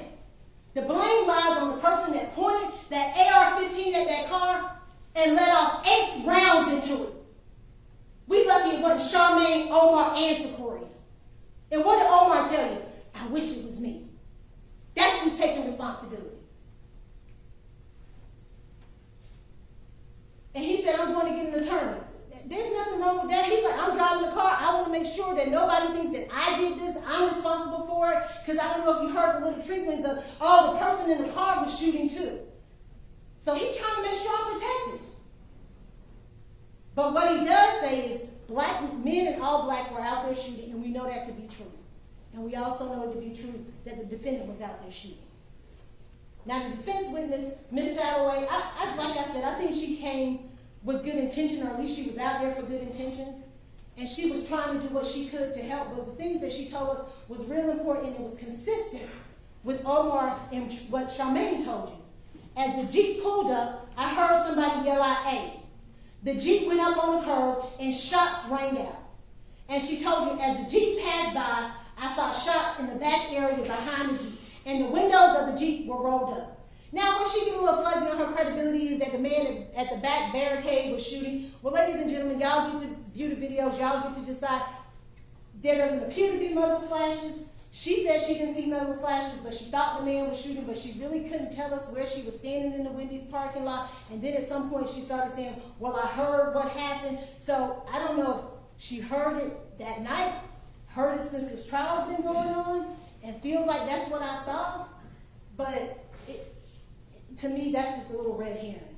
But what she does tell you is the shot, as the Jeep returned, she heard some more shots. She don't know where they came from. They don't know who they came from. And I think she said, Mr. Ravis wants to tell you that the man was not ducking for cover. That's what his witness said. He ducking down. He moved all the way to the other side of the barricade to avoid the shots that this defendant is firing out in his directions by the barricade. She tells you men in black are shooting. Absolutely, they are. But what she didn't tell you, she never said, that defendant didn't shoot. And but in fact, she told you he did, but we'll talk about that. And now it's Detective Shepard's fault. Detective Shepard told you I was working 12, 14-hour days to figure out what happened to this baby. I'm canvassing the area. I'm trying to get people to talk to me. I'm not getting any cooperation. The people that are talking to me, it's exaggerated for what they're telling me, because when I look at the video footage, it's not corroborated by what they're telling me. I'm getting information from social media. He never denied that there were men out there shooting in black. In fact, what did he tell you? If I could have identified them, I would have put a bolo out for them. But I didn't have any identifying photographs where I could see their pictures, their faces clearly, to put out on a bolo. He never got a positive identification for them. The only two people he was able to get a positive identification for was the defendant and Mr. McKinney. And when he got those, he put it in a bolo, put it out there, and he got those individuals to then come in and say, yes, that is me that you see. And we know that he's not in a rush to judgment. Because what did he tell you? I didn't charge McKinney. Because as I'm looking at those videos, McKinney is not at the barricades. So I'm not just out there trying to charge anybody that I see with this homicide. I want to make sure that I charge the right person. Because I have all the evidence to show me that it is that person. So it's not a rush, ladies and gentlemen. He's following his evidence. And thank goodness for Mr. Camber, because we were able to get that video from Martin Bus. We were able to get those clear images. And if you recall, there are other images as that bus is turned around on the side where there are other men out there with guns, and they got them posted, they got them pointed up, but you can't see their faces. So you can't put out a bolo for somebody whose face you can't see. Then he told you those are muzzle flashes. At least two we see as that Jeep passes by. And what did he tell you? I didn't know. I did not know who my suspect number one was. I knew what he looked like. I knew how he walked. I knew what he was wearing. I just didn't know his name. I didn't know his name until he showed up with his attorney and said, that's me at the barricades. And then Mr. McCord then calls and says, hey, yes, I recognize that man as being the person that pointed a gun at me. And lo and behold, what do we have? Video footage of that defendant pointing a weapon at Mr. McCord and his wife as they drove away. So it ain't just believe Detective Shepard. Everything he says is corroborated by evidence. And Miss Cassandra Salloway, what did she tell you? She identified that muzzle flash as that defendant is standing in the middle of that street, firing off. And what did she tell you? The jeans are so light, they blend into the street. Who is the only person out there with light jeans on? Because everybody else is smart enough to wear all black, except for the defendant. So even their witness has identified the defendant as being the shooter out there.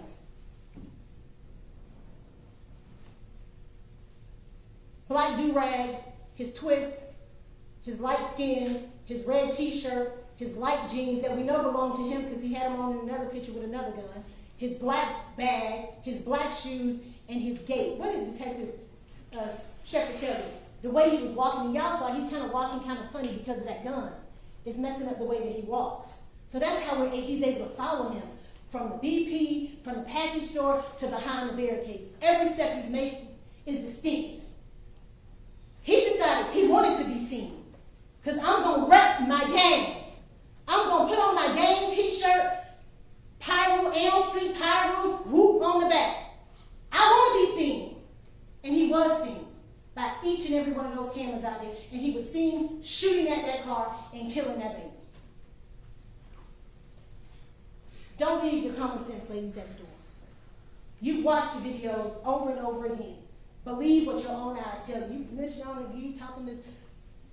Trust the videos. You've seen them enough. If you want to see them again, you can. I think Mr. Bobby said it out. We didn't even coordinate on this. Context clues. Those are important. I have a son. He was younger.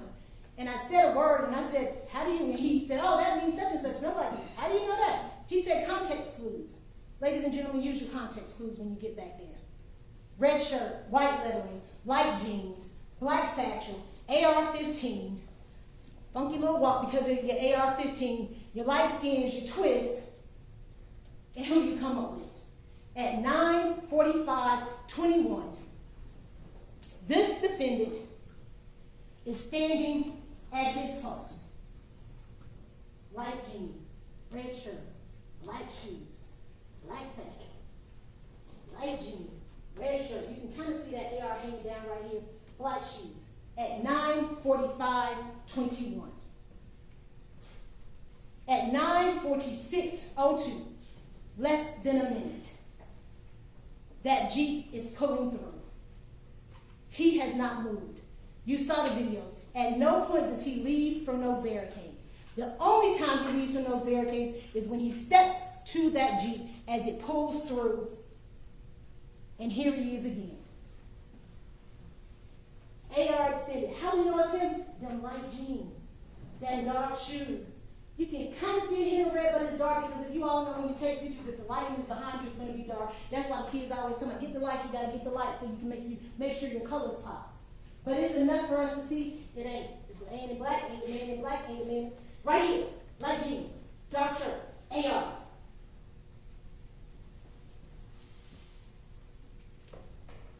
And what did Samantha McCord tell you? If you point a gun, you ready to shoot a gun. Not less than 5 minutes later. I hope when we gonna go through the timeline. This is what he's doing. Pointing his gun. And when that car comes through, 2 to 3 minutes later, he is ready to shoot, and that's exactly what he does. And I know it's blurry, ladies and gentlemen, but I hope you can see it enough. That's him. Look back. Now, where are these other men? They're back here. Where's the Jeep?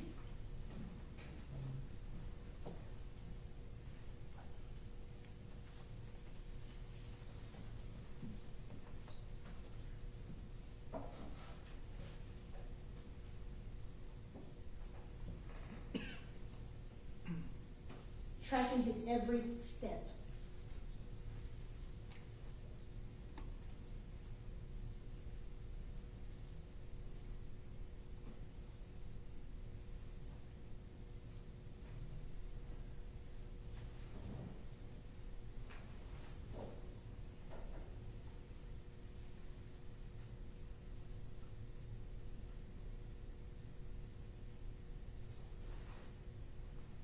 That's him, ladies and gentlemen.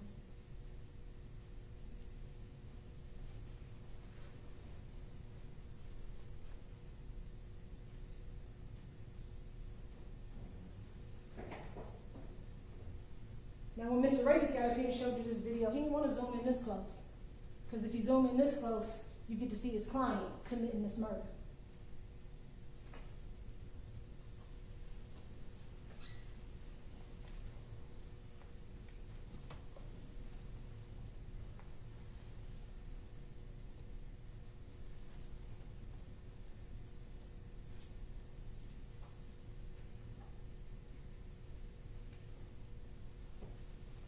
Physical evidence in this case, ladies and gentlemen, because we're not just going to bring you the witnesses, we're not just bringing you the video. Does the physical evidence show that this defendant is guilty? And we talked about these videotapes from every angle, not just one angle, not just a half an angle, every angle, tracking him so you don't have to wonder, is it him? Did he go somewhere else? There is no doubt it is him each and every time.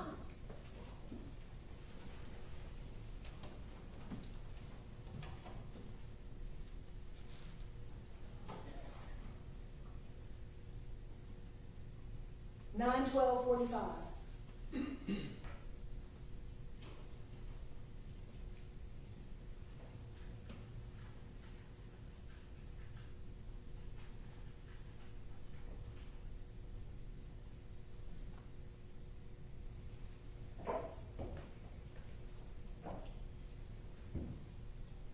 Nine 13.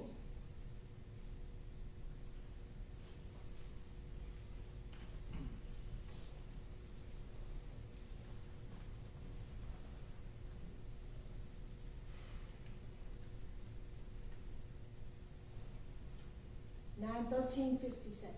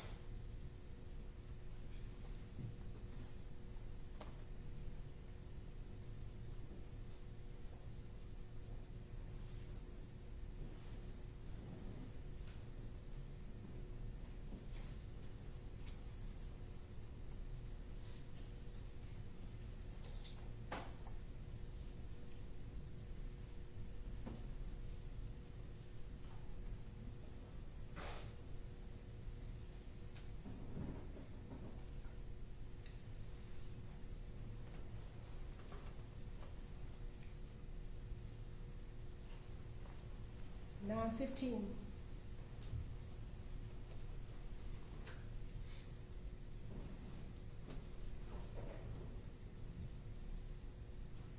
Directing the marshal, telling him where he can go.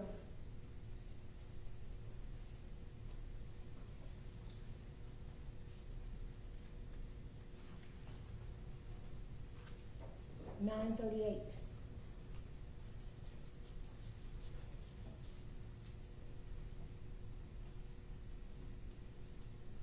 Back at his post.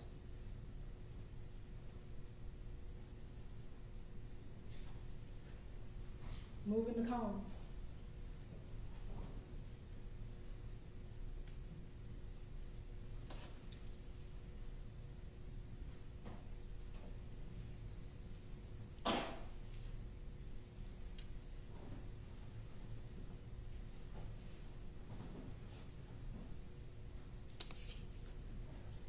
Moving in on the McCoys, because they have challenged his authority.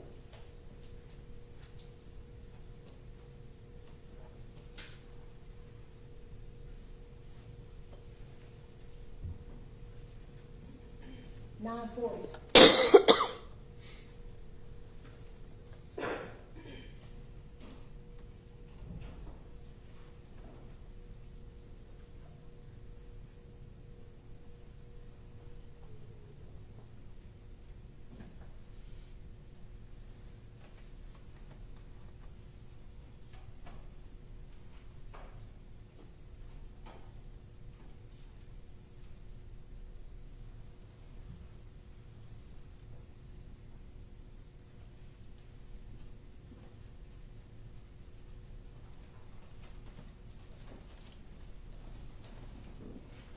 Every minute, every second.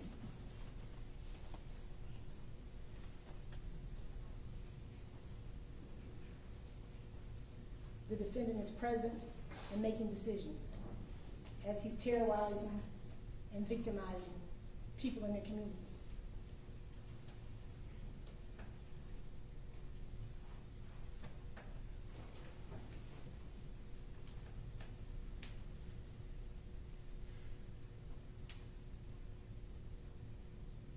I hope y'all see Mr. King go that way, and he goes. 9:40.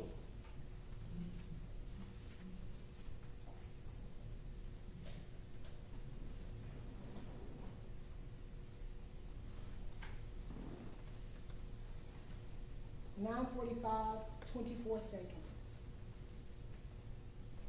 Just seconds before that Jeep comes through.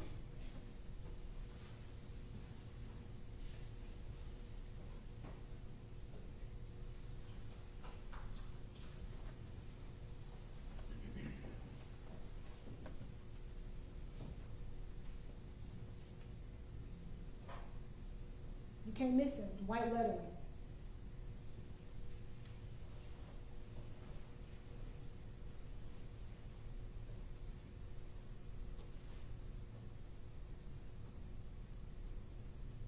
One shot, two shots. And we show y'all, it's another man in all black shooting. We're not trying to hide from it. Because it doesn't matter, everybody at that barricade is responsible for Secoria's death as a party to the crime.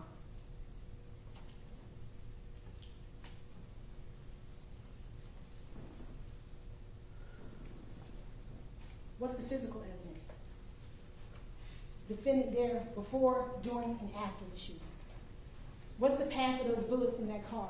All on the driver's side. Now, Mr. Brady started to talk about path and trajectory and when they have to come from the right. None of it makes sense because all of the defects are on the right side of that car. The muzzle flashes that you see coming from that defendant's gun, when the police get out there and they find shell casings right there in the area where he was standing, where he was firing his shots. 6 shell casings, 7 of them. How many defects in that car? 8. And we saw the pickup man coming by picking them up. So maybe he was lucky enough to get one of those shell casings that came from the defendant's gun. Driver door, back, driver passenger side door, bottom of that passenger door, the side panel.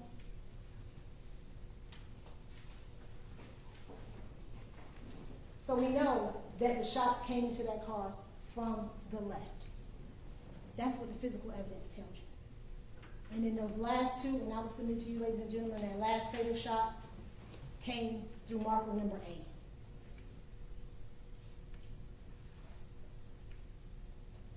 This is the passenger side, and you'll have the pictures back there that you can look at.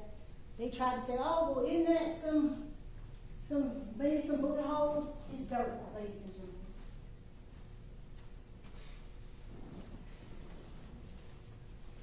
Through that back trunk, through the back panel of that door, of that seat, through the seat, into Secoria's back.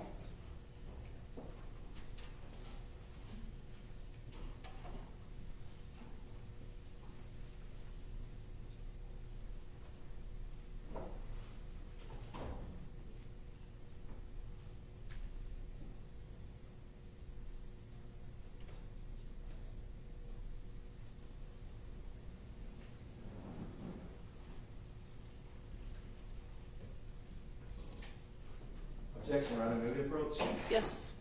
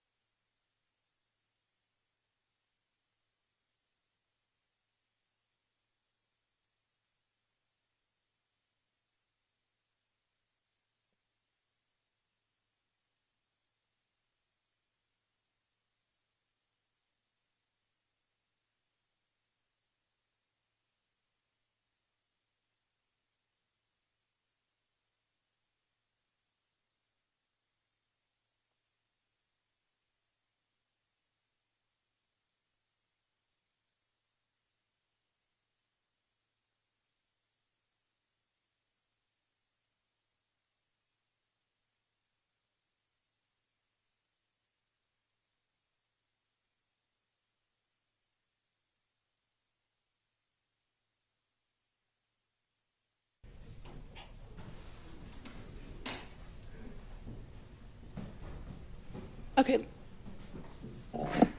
We've just stopped because part of the video creation was starting to show. There was an immediate objection. Objection is, go ahead. Ron, that's evidence that is not in the trial. That's demonstrative that we have never seen before.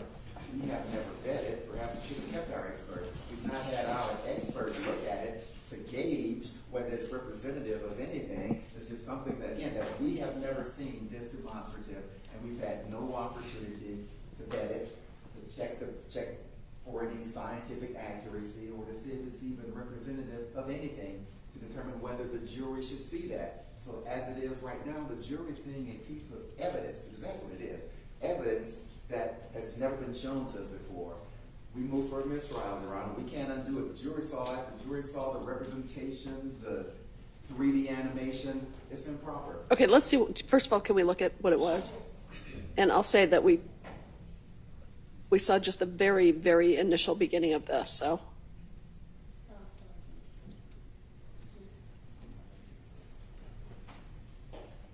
No, Judge, we didn't see the very beginning of it. The jury saw the whole thing move. Like, while we were talking. While we were talking it, While we were walking up there, it was still moving. okay.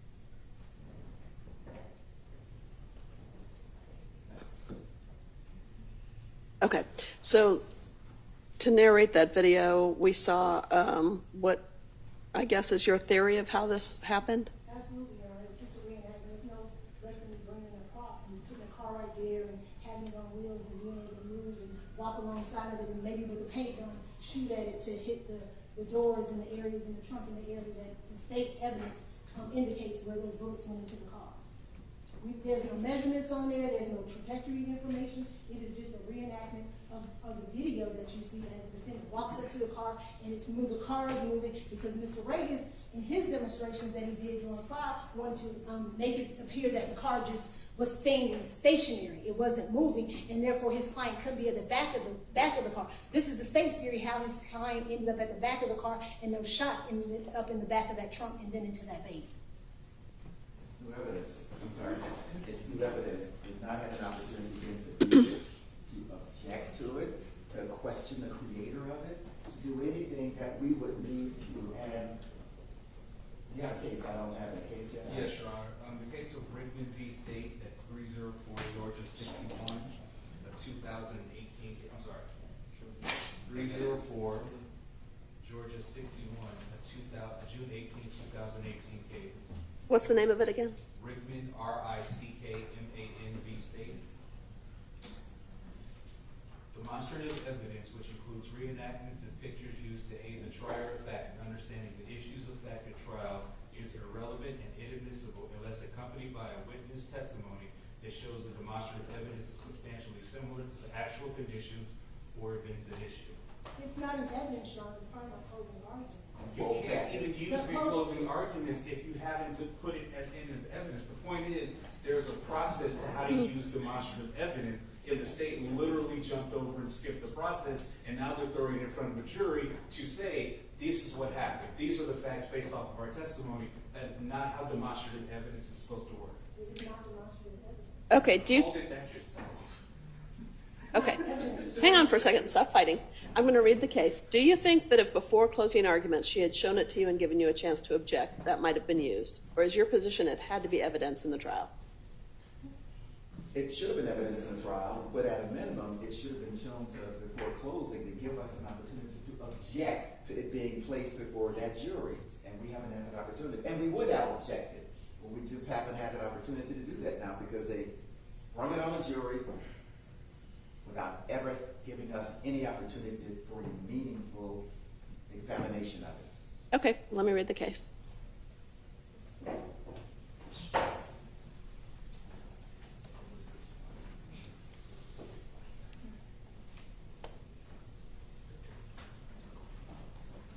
And Ron, can you make certain you read the coordinates? Yes. Yeah, if anybody needs to take a break, that's fine.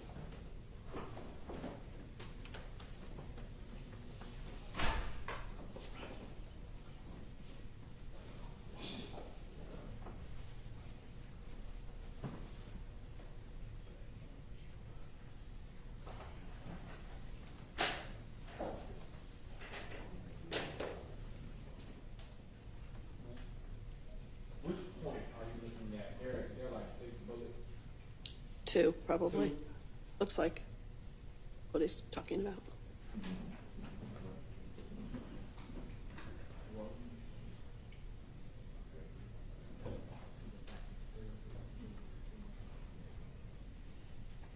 Actually, yes, if you hit 2 and go down to the middle of the case itself, that's what the language is. Is it 306 Georgia 61? 304 Georgia 61, 2018 case, Rickman v. State.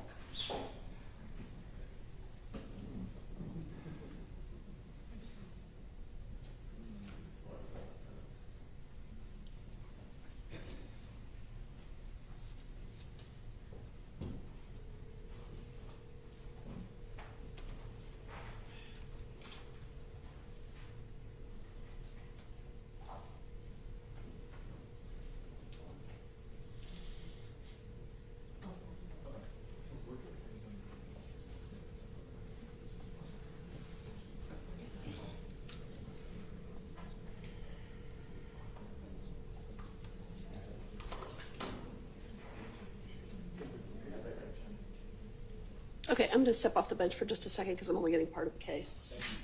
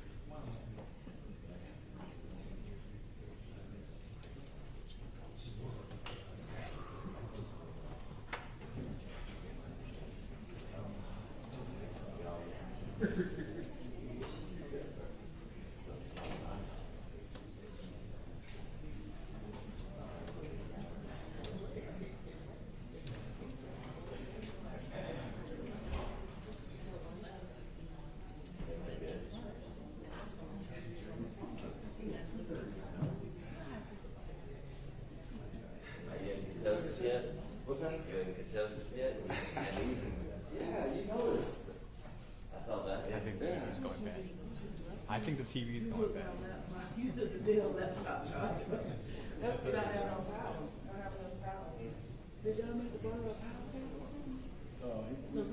If you need a bar, yeah, if you got a bar, Oh,